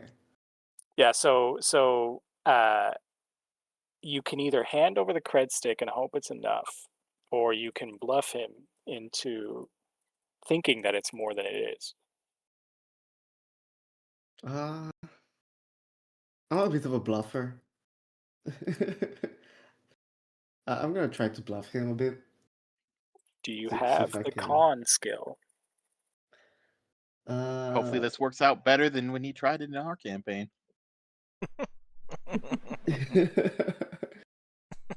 uh, I don't have the con skill, but what if I give him the cred stick, hope it's enough, and then on my way out, I pickpocket him? Wow. It's very Baldur's Gate of you. Yeah. Hey, listen, man, it can happen. I'll give you that freedom for sure. So you hand over this cred stick. It's 20k. it's like a USB drive with a little button on it. When you push the button, it shows how much money's on it. And it's like cryptocurrency. It's completely secured, all this stuff, but it's the next best thing for cash. You've got raw cash, which most people don't accept up top. You've got cred sticks, which are like credit cards, and they have a fixed amount on them. They're like gift cards, more like gift cards than credit cards. And then your new yen, you can just make bank account transfers. Well, down here, reception's not so good. So cred sticks are the preferred currency. You hand over this cred stick, he checks it, 20K, he says, I don't know, 20K, kid. I have some maps. Like, I could give you that. What if I give you another It's one? for the kids, man. Remember, it's for the kids. For the kids, he says, goddamn kids. And yeah, I guess you're right. It is for the kids, but if I give you these maps for cheap and you don't come back, then the kids didn't get shit. But if we do come Like back, I'll give you some maps. I'll give you what I got, but I'm only gonna give you what it's worth. A little extra for the Okay. kids. And Okay. so he drums up some documents on his data pad, and he swipes them in your direction. Now, Nova, you're the overseer of your crew's network, so you receive these files. Of course, you scan them for viruses and stuff, and some of the data is fragmented. It's not only are the maps incomplete, but some of it's not clean. Some of it needs to be defragged. And so it'll take you, we'll call it like 30 minutes to go through and defrag and clean up these files. And then, like I said, they're going to be incomplete still. So you got about 20K worth of information. He says, you know what, for the kids, I'll throw some old man advice on top of that. He says, look, Sector A62 is known to have a lot of ghoul activity. You need to be watching out for those ghouls. You know what the HMHVV is? You know what that is, right? Some sort of virus? Absolutely. No idea. Listen, whatever you do, you don't want to be getting the virus that these ghouls got. So don't let them bite you. Don't let them scratch you. Don't let them barf on you, whatever they do. If you shoot them, try not to get their blood on you. I'm telling you, bring a towel because you do not want this virus. You're a towel. By the way, this guy, when he's operating the lift, does he use some sort of what's it called? Like a card? What? Like a key card. Oh, he's using his data pad. It looks like okay. he's going to control the door with the data pad. He says, them ghouls, I mean, some of them talk, some of them don't. Some of them will tear your throat out. It's on site. So just watch your ass down there.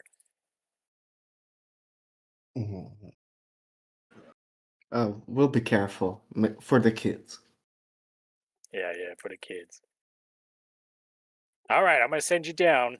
And he types in a command on the keypad on his data pad, and there's some swirling lights that kick on, and there's a faint alarm that blares. It sounds like the alarm's been worn out for years. And then the blast doors shutter open, and these massive concrete and steel doors just slide apart. Inside, on the other side of this door, is an elevator, and it looks like the elevator again was moved from somewhere else and installed here. It's been welded, repaired, and so it's pretty ramshackle, but it does look to be in working condition. And he says, I'm gonna send you down to A62, and when you're ready to come back up, you're gonna hit the button down there on that elevator, and I'll bring it back up. Are we sure it's gonna hold up on Cream's weight? Crim's only 250. He is tall and lanky. So you are War more probably more. worried about War's weight. Yeah. Okay, then War's weight. So when War gets on the plate, it creaks a bit, and and Like you hear the cables just kind of become taut. War is effectively a walking fucking forklift. In weight. I mean, kind of. I feel like that's a compliment, dude. If someone was like, dude, Gene's a fucking forklift, I'd be like, hell yeah. That's the goals right there. All right, so the crew gets onto this rickety elevator, and the elevator man gives you just a faint salute, and he slaps the button, and the doors begin to close. The lighting in here, again, flickering. It's dim. It's unreliable. You hear in the distance some kind of motor ramping up through the walls and the wiring and everything. It's kind of dulled. And then with a loud squeak, the elevator just drops 1 foot and stops. And then so, after you guys regain your footing, with another loud screech, and the lights begin to flicker and swirl, the elevator begins to slowly descend into the deep underground beneath the city of Seattle. Mm-hmm. When it finally comes to a rest, it feels like 10 minutes have gone by. You're not quite sure what distance you've covered, maybe a quarter mile, maybe more. It comes to a rest, and you can see through the grating of the elevator floor, like it goes much deeper. And there's almost like a thick dust or a haze that begins to get thicker the lower you go. Mm. So the large, similar to what was up above, these large doors slide open with a very loud screech, just a screaming of metal on metal. And when the doors open, they open to blackness, just complete black darkness. And in the distance, you can see one dim yellow light flickering, and it is highlighting a door to what looks like a metro station, like a subway station.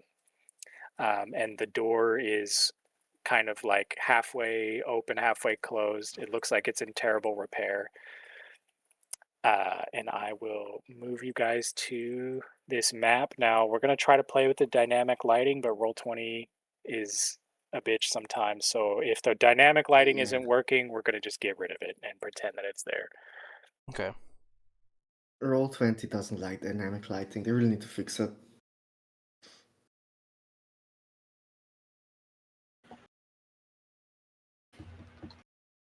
All right, so if you're in Roll20 and you see a black screen, then we've broken something. It's totally normal, but hopefully you can at least see your party here with the Groot spirit. I see us. I can see it. Yes. I can see us.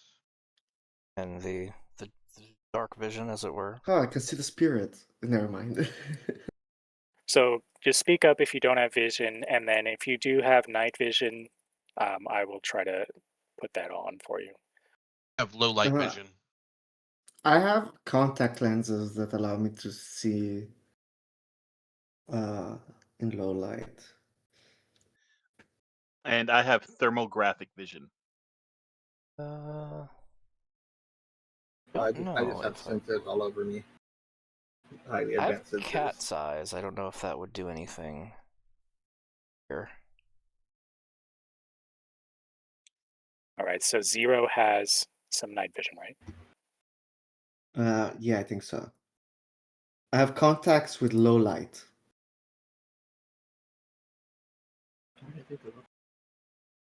Phase. Okay, now if you want to turn on a flashlight, that's totally, we can do that too. How about Ward? What's Ward's sight like? I have cat's eyes. I don't know if that would do anything here.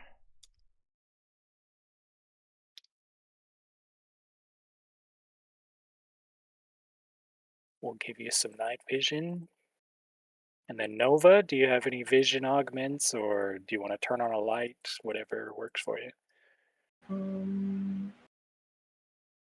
don't have vision augments. I got a lot of audio and hearing based augments.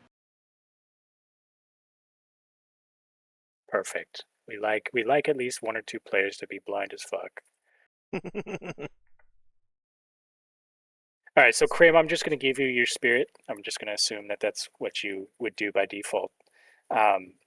Your spirit will have a little bit of light that it's projecting, just like a spiritual glow. But any other light sources that you want, you're going to have to speak up. If you say, I'd like to throw a glow stick, I'd like to turn on a flashlight, then we can do all that. You'll just have to let me know. Otherwise, you're at the mercy of whatever's available down here and whatever vision you have. Does low light not Okay, give me night so vision? I think low light just lets you see a bit better in the dark. Yeah, I did give you a bit more. So, like, not only is it hazy down here, but where there is no light, it's pitch black. You will be able to see around you. You're not going to be able to see like 200 feet in the distance. Okay. Okay, and then thermographic vision. For I'm assuming that just thermographic, means I have a predator style.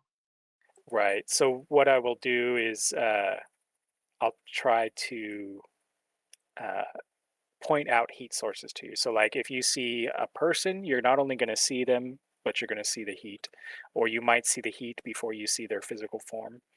So yeah, Okay. just remind me, and I'll try to remember that. Like, okay, there's heat here. I'll tell them about it. Okay. Considering the no, go ahead. Oh, go for it. I was gonna continue us on. I was just gonna say that considering we're going after a spirit, I do want to mention. I think it's worth mentioning that I have the cloak ability as an adept that makes it harder for him to spot my astral signature. That's really good. I like that. I will give you a little icon and take into consideration. So you are at the boundary of what Baji described as like the astral domain of this spirit. So there is kind of a shimmering field. It's very faint. It's more of a feeling. You can kind of feel for the magic users, you can feel uncomfortable as you approach this barrier.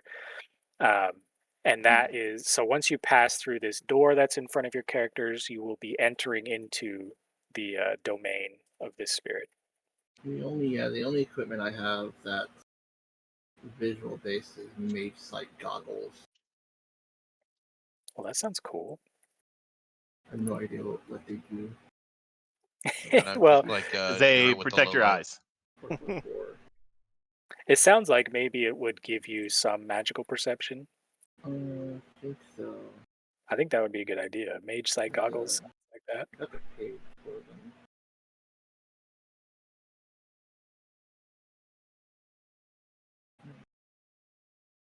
All right, so this is a battle map. I don't care too much about battle maps. We're just gonna do a combination of theater of the mind and just try to keep track of where each person is. We will go into initiative once you enter the domain, just to keep everything orderly. But if you say, well, the group is going to move in this direction, then we can just do that. That'd be fine too. So after once you're ready, you can open these doors and enter into the domain. Oh, the yellow doors in front of us are the domain? I thought that was the elevator. No, the elevator's to the south in this. Oh, okay. Oh, okay. Okay, are we ready? Is there a way to like mask our astral signature even more? Like actively? Yeah, if Krim or Dante have a spell, that could do that. That'd be cool. I think so. Nope. So Dante, you do have spells, right? Yes. Like, how many spells do you have? I have camouflage. I don't know if that would work. I have 5. So That's what they do. I think for you to have camouflage is like super appropriate as a sniper. If you want to do camouflage for the group, I could let you channel that spell. Okay, yeah, So I can what do that. channeling is while you're channeling the spell, you have a -2 to all rolls per spell that you're channeling. Yeah, So I can you do could that. channel like 6 spells but you Lord. probably couldn't do anything else. You zero roll to everything else. So yeah, if you want to do that, we can do that for the crew. Yeah, I could do that. Okay. Now detect life. I do have. Cool, cool. Do you want Um. to cast it temporarily, like with a duration, or do you want to channel it? We can drop the channeling at any time, right? Yes. Yep. Do you happen to know what the duration of it is? The standard. We'll Um. say that it lasts 5 minutes per level that you cast it on. So you can cast at level 1, 2, 3, 4, 5, whatever, um, and then there's a drain value for casting. So for Dante, we'll say you're going to cast your channel at level 5, and so we'll have you resist 5 drain. I don't know if we've done this a whole lot. And we have done it I don't before. know I if Probably have, remember. but it's been a while. if you have drain resist or a pool for drain resist on Chummer, that would be the pool. If you don't, then I'll just say we'll give you like a pool of 8 to resist drain. But if you do have it on there, drain resist.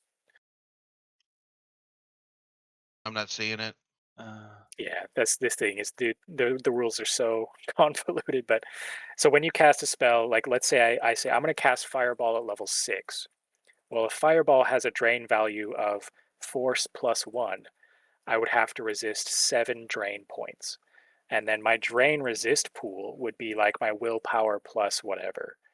And then that's what I would roll to resist the drain. If there's a Well, difference, over here then it says you take drain tradition, damage. black magic, will plus charisma for 9 under Okay, drain. yeah. So your drain resist pool would be 9. And because Okay. you're casting it on 5 people and channeling it, we're going to say it's a force 5. So go ahead and roll your pool of 9.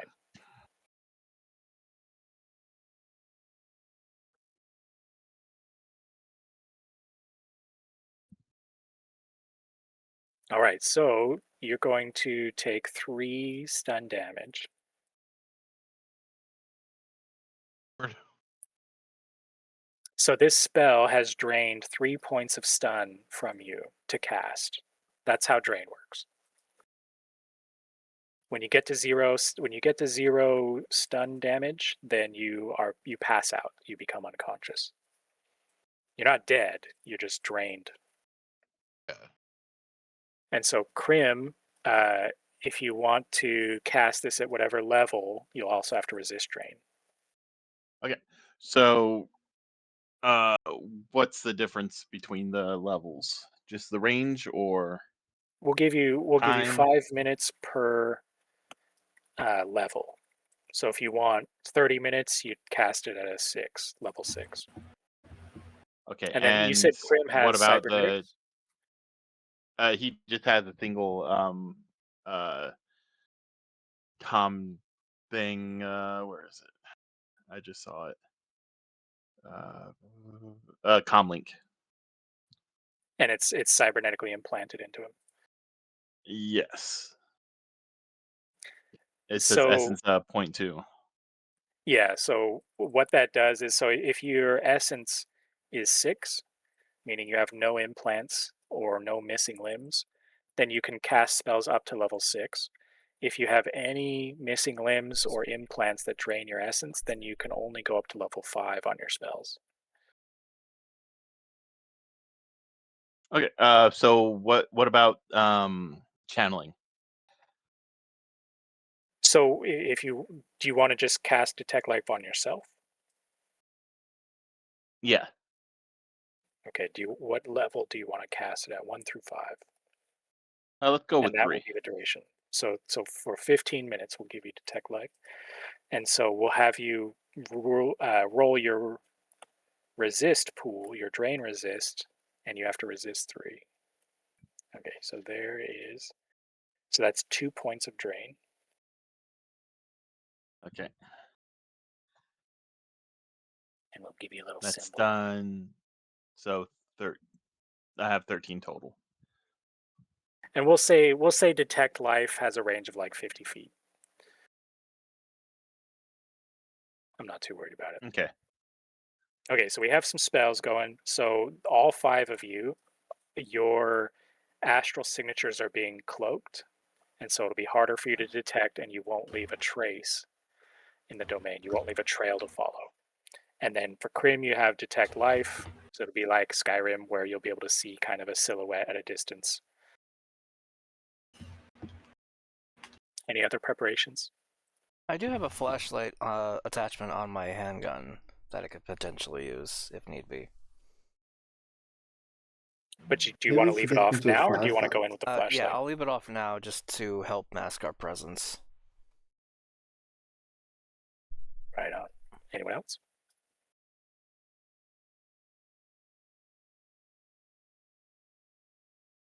I guess we're going in. Yeah. Yeah. Yeah. I'm good. Right. All right, we're all going to move in through the door. I have a tiny surveillance drone, but That you can use that. Tiny is easy to pilot in these spaces, and they do have autopilot. it's like the size of a dragonfly. Does it have night vision? I think so.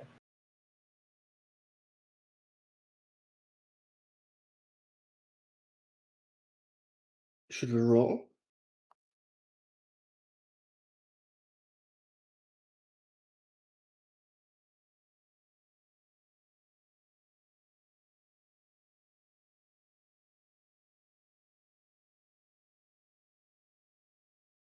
Okay, so I need to know what your reflex scores are. I believe reflex is a thing. Reflex. Okay. Uh, Let's control F that. Trying to figure out where that Yeah, is. I did No Control F. reflex. Reaction Yeah, I did. Yeah, reaction. Let's do reaction. 2. or agility? 1. 3. My reaction is 4.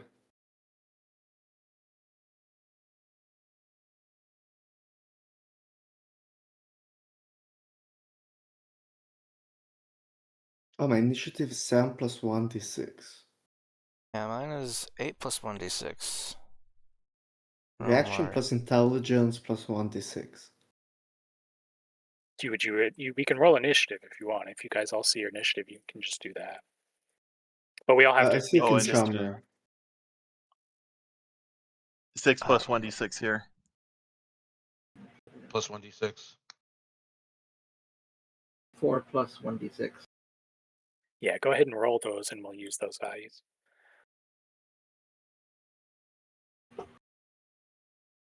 So why? Okay, well, 7 plus 1d6. You'll have to type in /roll whatever d6 plus whatever. I got a 5 on my d6. Is that how? It looks 9 like you here. had 2 4s. From Why is the it 2 2d6. 4? Oh, rolling 2d6 plus 5. What? Okay. Roll 1d6 plus. I believe it was 7. 7. Oh, well. Wait, no. Hey, Oh, because I mistyped it.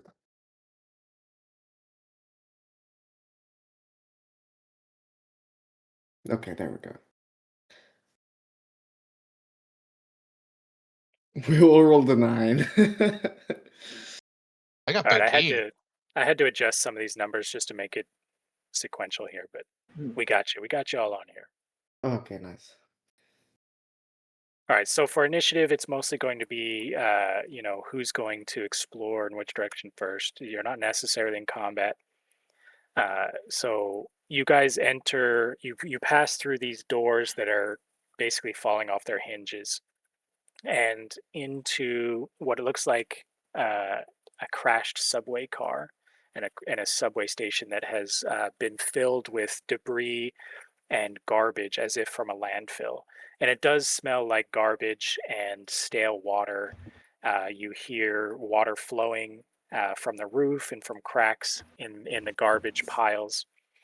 On the other side of this crashed subway car, some of the lights are still active. There's dim yellow glow coming from these lights that are flickering. There's no sign of motion in this room yet. It looks like half of the ceiling has collapsed again, like landfill garbage has been backfilled into this space at some point. Uh, on the other side of this rail car, there is another door that looks like it may have been torn open by force, by something very powerful, and it leads into a darker portion.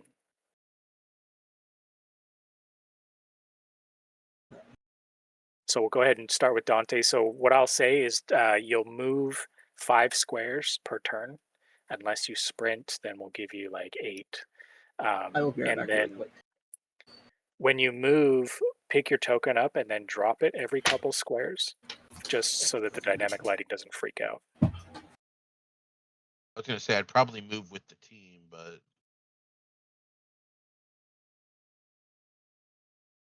if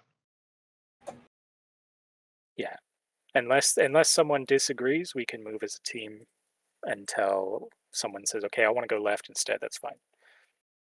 I think in this terms, it's fine to move as a team. It's not like we have anywhere else to go. Yeah, I agree. I'm with team movement Yeah, sure. Roger that. All until right, so Dante does something stupid, and then why am I the one leading the team? And then he's the sacrificial lamb. So I think War should be in the one in front. Come on, look at him. He's I built like don't a have tank. magic shit. I should be holding the rear. so speaking of that's He's magic, sexual dealing with the assault there, bud. rules. so Krim, as the crew creeps through this rail car, the metal kind of sags and creaks as well. All of these small noises, the drips, the creaking of metal, they all just echo unnervingly in this big underground space. The constant hum of traffic and people and air traffic and the rain. Seattle's just always raining. All of that ambience is gone, and it's been replaced with this creepy, unnerving ambience of water and metal and shuffling that you can't quite identify. There's rodents. All of this stuff is just so different from the surface. And the Krim's a little bit more familiar with it. He's been down here before. This is the deep underground. I doubt Krim has been down here unless he's been on a mission down here. With your detect life, I will say that because the wall in front of you is not magically warded, you do detect about 4 life signatures through the wall to the north of you. And they're maybe 50 feet away. I'm just glad War hasn't fallen through the floor yet. Can I get a general idea about how big these things are? Do you have a sensing? That's a fun word to say over the mic. I think I can see one of them.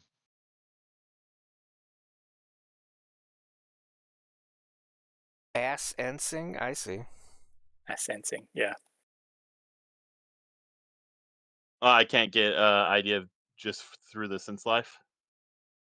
I Nope, don't think that sounds not familiar. yet. If you want to look further, if you want to like analyze what you are seeing, then you can do that. Like you could use a sensing on 0 and make an assessment of his astral signature and kind of get an idea of his emotional state, his general health, his traumatic past. But it's very vague, and you'd have to be right next to him to do it well. So that's kind of what a sensing is. If you want to sense these spiritual traces through the wall at a distance, then you'll have to make a roll for that. But we'll just say there's 4 blips on the radar until you dig deeper. Okay, well, I'll relay that information that there are 4 living things bit that away. Okay. Maybe War shouldn't move too much, or he might give out our location. It sounds like you're volunteering to scout ahead. I'm down for that. I can do I'm that. heavy, but I'm not dumb. I mean, I think one of your footsteps is just gonna echo throughout the entire area. Not if I'm actively trying to like sneak. I'm not just gonna Yeah, clomp everywhere. he can be sneaky like Gears of War. Or like Lunk. You know Lunk? Mm. It just Does Legend of stomps anybody Monkey. everywhere. does anybody hold Zero back? No. No. I All mean, right, I'd Zero. probably go with Zero's him. like, everybody holds me back.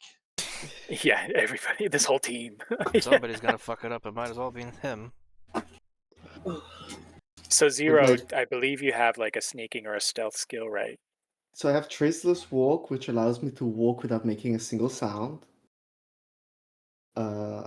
I'm also very flexible. I have Cloak for the astral protection. And those are my adept, like sneaky powers. And then I'm also part of the Invisible Way. Like he's writing a Tinder profile. I'm very flexible. Yeah. I'm stealthy Uh, as fuck, and I'm single. So I'm just- what I'll do is I'll have you roll a sneaking or stealth skill roll, and I'll give you like +6 to it. Okay. And they're not, so like whatever these things on the other side are, they have no idea so far. You know, it's not like they're on alert. So I'll have you roll that pool for your stealth, and we'll give you +6 to that pool. Okay, so my current stealth pool, gonna have to find it. Sneaking is currently 12 and then +6. Yeah, that's it. That you're basically a secret ninja spy with a pool of 18. I mean, I could still fuck it up. You can, yes, you can. All right. So you So got fucked up, 7 you roll hits. 0. Rolls Yeah, so 5 you did just glitches. fine. You are an expert, right? So I'm going to move you to the other side of this wall, and you are completely concealed.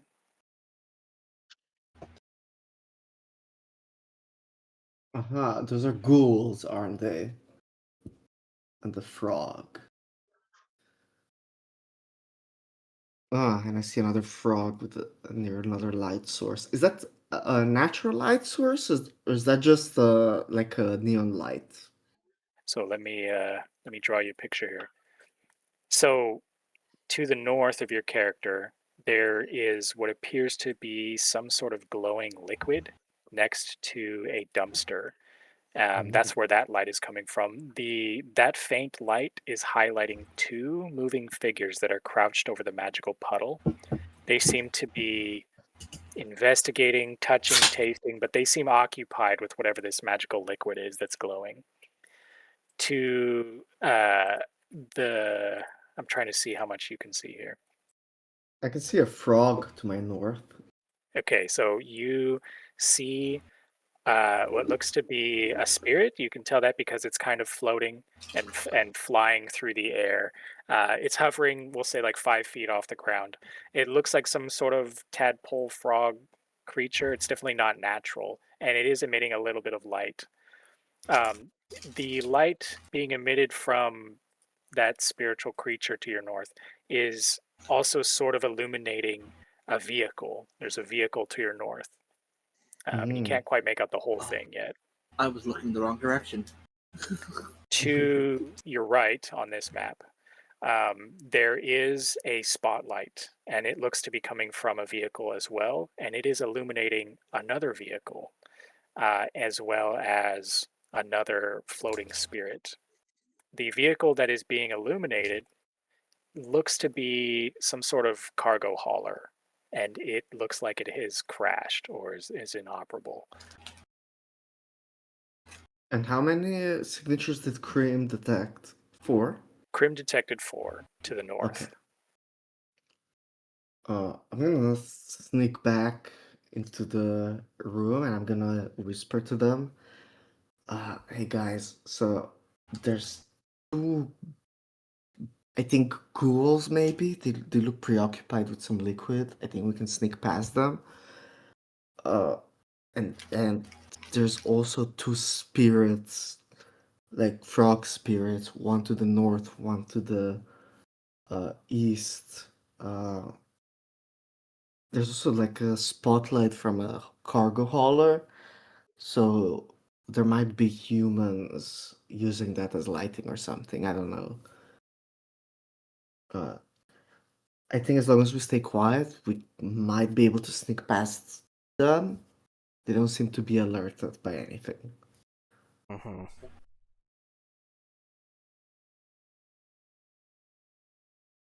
We want to be leaving enemies at the back. You said they look weird. Yes, they look, I don't know, zombie-like, like in the movies. Uh, I think we'll just leave them alone, and I'm sure they're gonna be fine. As long as we don't make any sound, they shouldn't lose their focus. I think this is the point everyone kind of just looks over at War.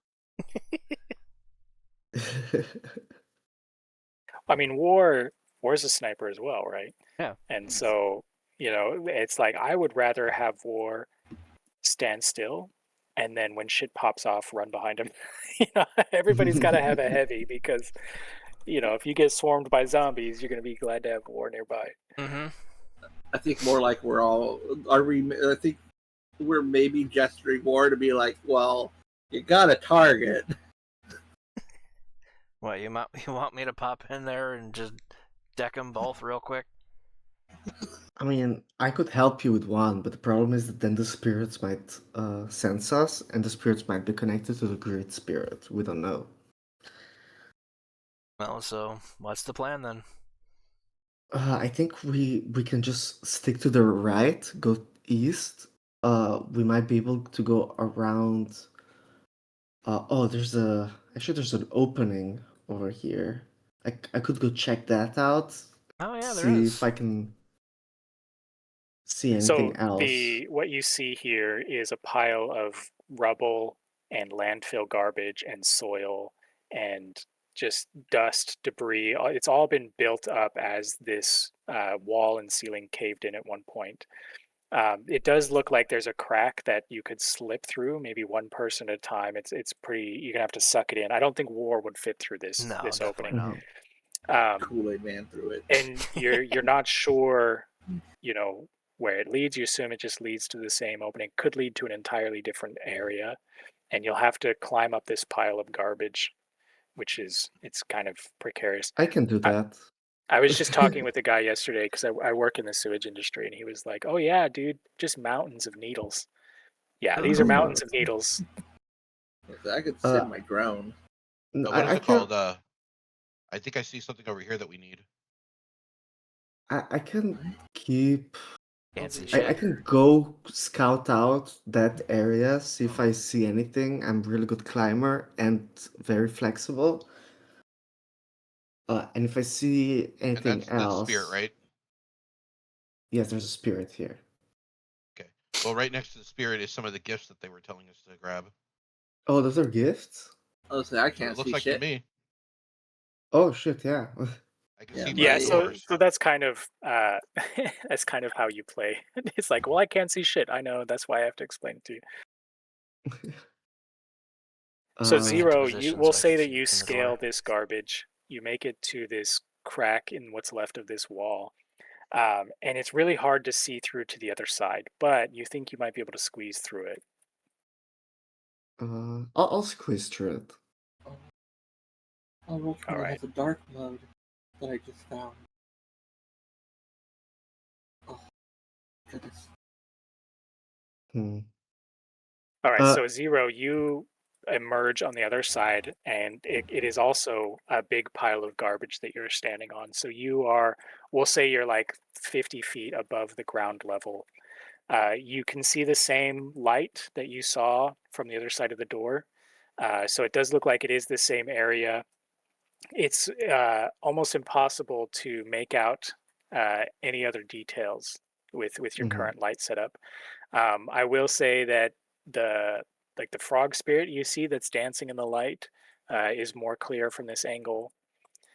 You can hear movement You're not sure if it's rodents or maybe just garbage.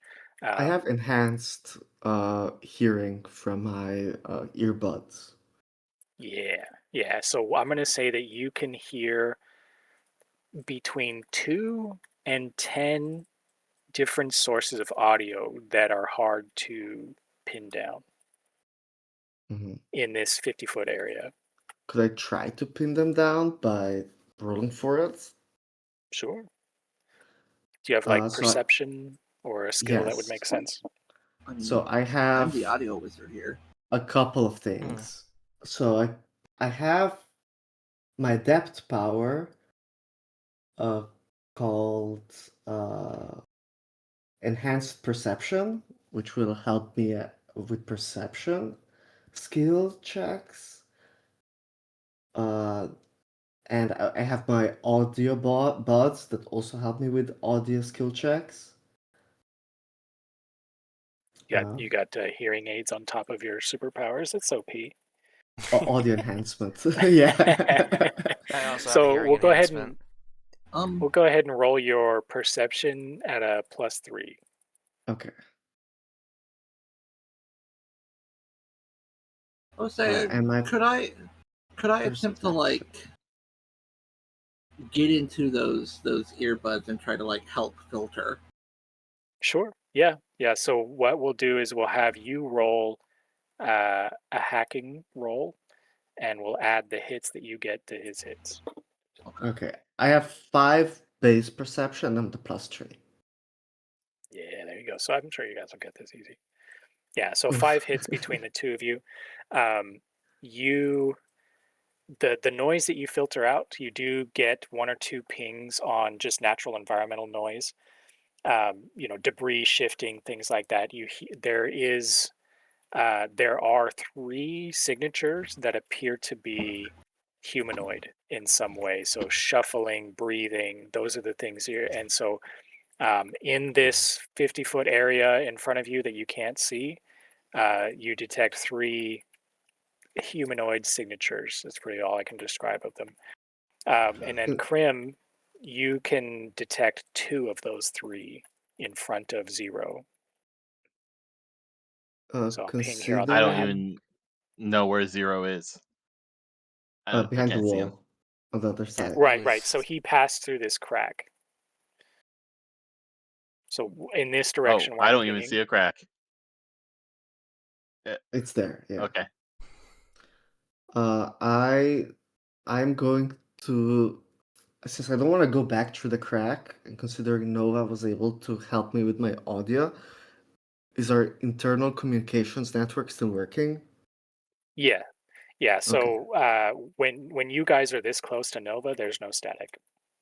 I'm gonna send a message saying that hey, I hear a couple more humanoid creatures, possibly zombies, ahead of me. I cannot see them, but there are presence near the zombies on the north.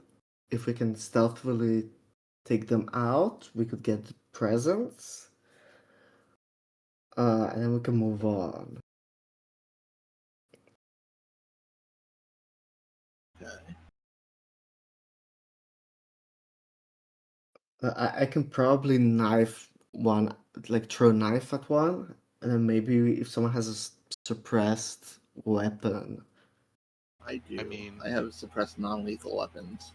I have a suppressed submachine gun. The lower the caliber, the better, or subsonic. I could use my my Barrett, but that's suppressed. But I don't think I was I about don't to think I want ask to a waste the very dumb ammo. question. Actually, I could save the magical ammo for now, and I could use my Barrett to fucking take them out from a distance. Yeah, I think so, because they're not spiritual beings, the zombies.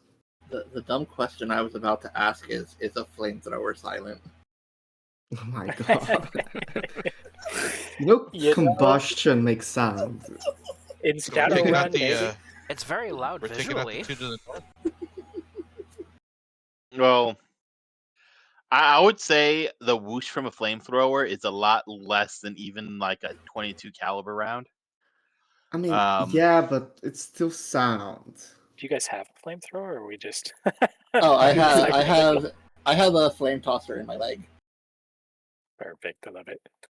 I In got a your flame I leg. have toss. a high Yeah, voltage. both of my legs are cybernetic, and one of them is set up for like balance and like locking my foot to things, and the other one has a launcher in it and a flamethrower.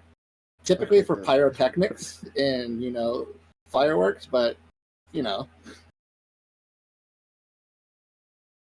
So, if anyone would like to do something independently, we can do that. If you want to move as a group into the next area, Zero, if you want to continue scouting, plan some strategy, get a lay of the land. I think Nova, your idea of having a drone scout the area, maybe 3D scan the area, is a smart idea. It's up to you guys. I'm still. Strategy. I think we still want the presence. I think taking out the ghouls quietly. Well, we would need 2 people to take out the ghouls, and then 1 person to silently take out the frog. Uh, Hmm. I could try to take out the frog because my knives are coated in oil, so they will be able to deal equal damage to the frog as to the zombies. And then you guys can use silenced weapons to take out the zombies.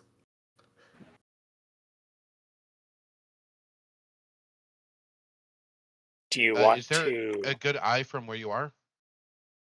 No, I Like can good move. vision on them? I can move Yeah, closer. without light, Zero cannot see the things he's heard. Mhm. I'm just No, saying I was the asking if you north. could see the ghouls from over there. I can see them. Okay, then I would probably go up there where you are so I could have a what's called visual with my sniper. I'm just not sure if it's because I don't have line of sight, but I can still see them.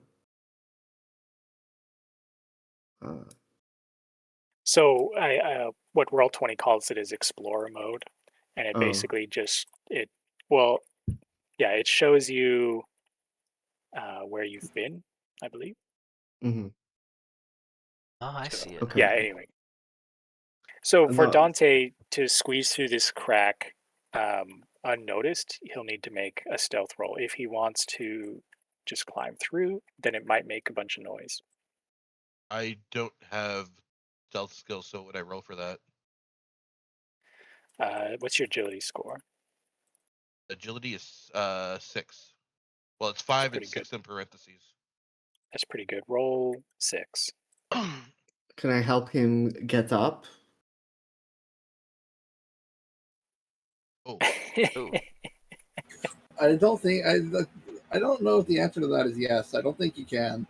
One hit with 2 Yeah, I misses. don't think you can save that roll. Or 2 glitches. So the Can't I way try? glitches work is if you roll 6 dice and you get 3 glitches, then it's a glitch. If you get more than half, then it's a critical glitch. So you're fine. You did get a 1 hit, which means you got through.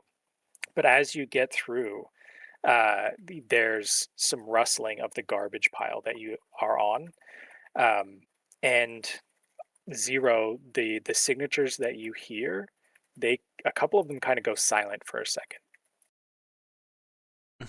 I'm gonna give Dante a like a gesture and make sure like everybody just stays still for a second. Somebody's cell phone goes off.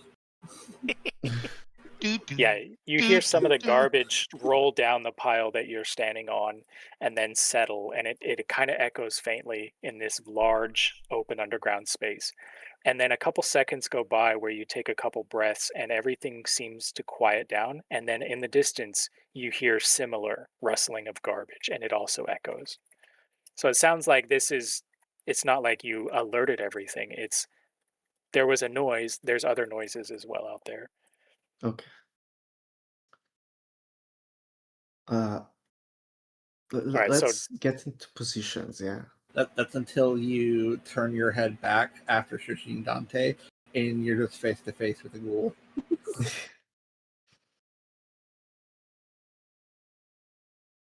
all right, so Dante, did you wanted to like take a sniper position on top of this garbage pile? Is that the plan?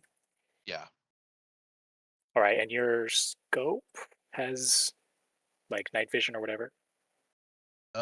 It's a smart gun system. Let's see. Uh, it's an imaging scope. So what I'll do is I'm just going to duplicate this light here, and do you want me to scan the area to give you sight? Yeah. Okay, I'm going to scan the area for you, and then you can tell me where to stop or ping the map where you'd like me to point your scope.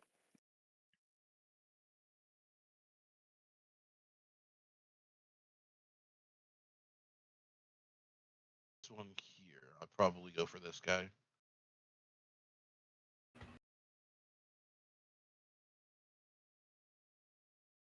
All right, so you are able to identify a crouched humanoid form. It appears to be uh, running its hands across the body of this vehicle that is here, the vehicle that's emitting the light. Um, and it kind of tests the doorknob, and you hear a little click of the plastic. It fiddles with the windshield wiper on the back of the windshield. It runs its hands. It just seems to be lost in its own, in its own world, exploring this vehicle. Does Dante Seems communicate distracted. this? Yeah, I'll whisper it to you. Okay, I'm gonna tell him to aim at the ghoul, and that I'll aim at the frog north of the ghoul, and we can try to do a stealth takedown. Wait, which ghoul are you aiming at? He sees another ghoul, like really close to us. There's another one that's right Through there. Yeah. I mean, So I'm we gonna gotta try. get the presents up here, but we can wait on those. Yeah, but if we get rid of these guys, then we can go up over there. Yeah. I'm gonna try to move down the pile to get closer to the frog while trying to stay stealthy. I'll just keep an eye on the door here. I'm like, I can't see shit. Okay. So, yeah. So Nova, for those who have like bionic implants, then you can see what they see if they consent. I don't know if Zero or Dante do. I You have might be able to Um, see Dante's contacts. imaging scope. You have contacts? I can probably get into those contacts. They do give me low light, have- so vision magnification. I don't know if that would count as, If you have a smart scope, then it's connected to the net. It's connected to Nova's network. Yeah, I have an imaging. It's imaging system, smart system, or imaging scope with a smart system. What I can do is I can just give you guys all vision of all the tokens so that you don't have to, communicate back and forth. If you think that that would be easier, I'm fine with that. But if you I think don't mind the communicating is whole part of it. I see immersive, another ghoul up there. I can't see shit back here, so I'd like to see. I would If also we kind of take like out to see. all the enemies in the area, then War can comfortably move out, you know? Well, if you take out all the enemies in the area, We're gonna have nothing why? to do. Yeah, well, I'm just Yeah, I mean, sitting here that- and waiting for shit to hit the fan, really. But yeah, I'm ready to Why take not? out this. Have War help take out the enemies in the area if you're going to take out the enemies in the area anyway. I mean, yeah, War's got a sniper rifle Yeah, too. stealthily. We don't want to alert anyone. If he can Well, he's got a sniper. It stealthily, might be Oh suppressed. yeah, We never asked. I do have my rifle. I do have a suppressor on that, not my handgun. not on your handgun, but suppressor don't. I can probably Okay, well, snipe we could. that one from here. I also have my we- what is it called? My R Sigma 3 with a suppressor on it. If anybody wants to use it, that's an SMG. We're gonna need help with the north side anyway with these guys. So if we eliminate these guys first, which is two of them, and there's two of us, then we can move on to these guys with three of us. And then we can take the presents and move as a group again. I'll aim in on the ghoul right here and get ready to shoot. Yeah, I'll prepare my dagger to throw, and I guess we do a countdown. I'll just get my rifle set up and wait. I was gonna say I would have to roll to climb up there. Yeah. I'll get next to War with my narco jet pep out, which is a non-lethal plasma pistol. So Nova, I've given you some extra vision for War, Okay. Zero, and Dante. We're going to say that you are be able to monitor the feeds from their cybernetics and implants and gadgets and stuff. And then Krim, of course, you don't have all that network stuff, so you're stuck. All I have is a comlink. So basically a cell phone in my head. Right, just a cell phone, yeah. All right, so Zero and Dante are going to coordinate this stealth attack. I will have you to make attack rolls. Okay. My pool for my Barrett is 12. Mine is 14 for my throwing knife. Nice, very nice.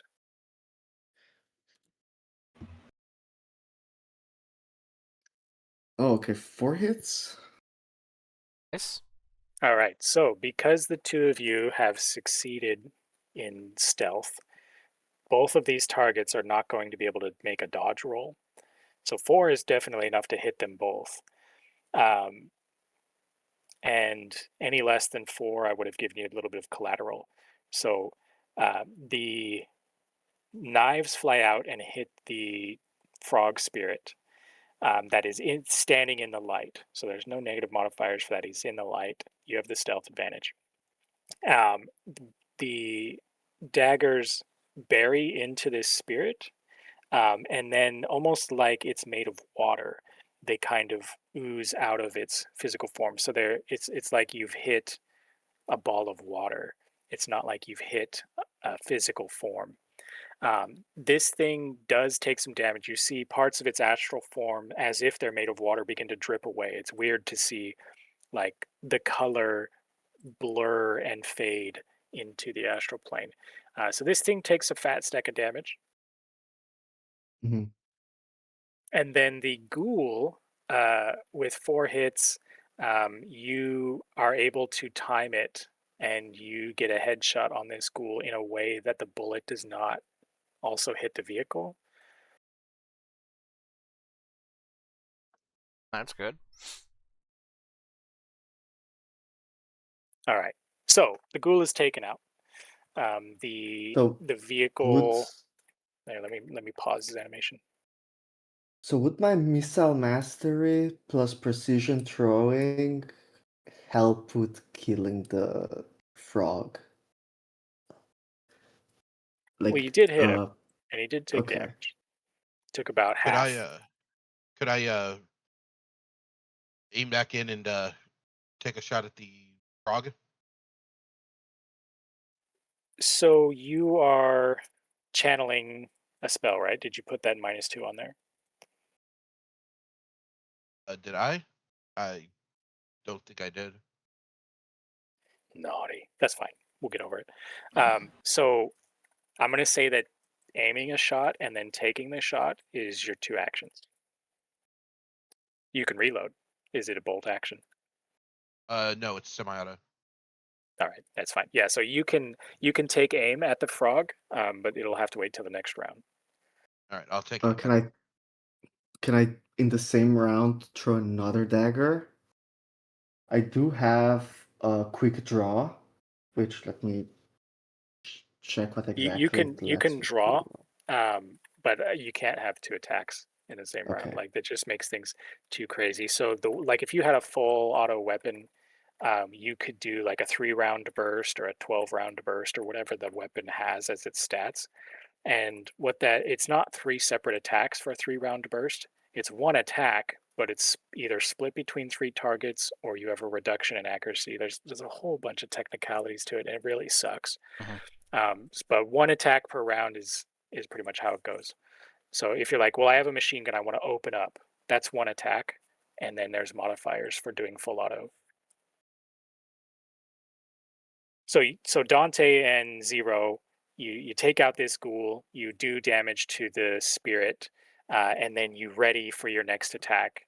I'll give each person, War, Nova, and Crim, a chance to take an action on this round, and then we move to the next round.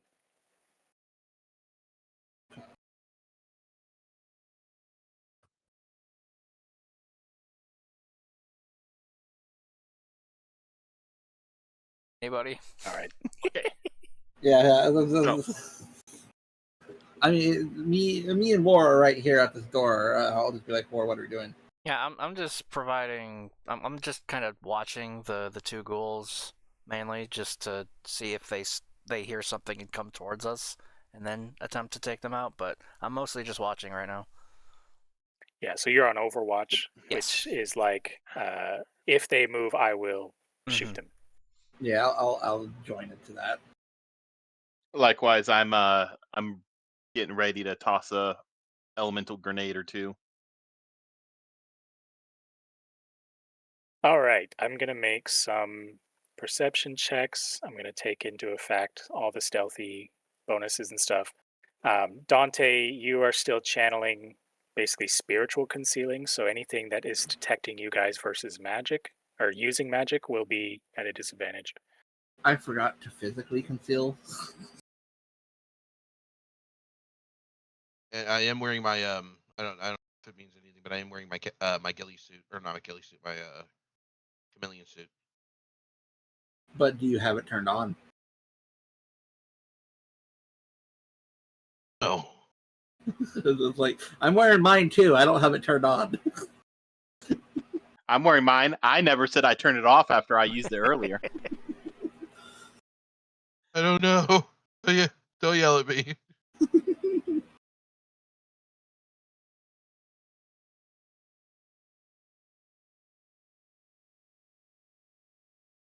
Oh, it's running.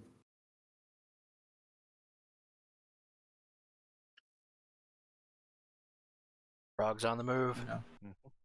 Where's the move? It moved! All right, The hell do you think you're going? so we've got about 5 minutes left. We can either take this round in 5 minutes, or we can stop here so that you guys don't have to like remember what we were halfway through the round.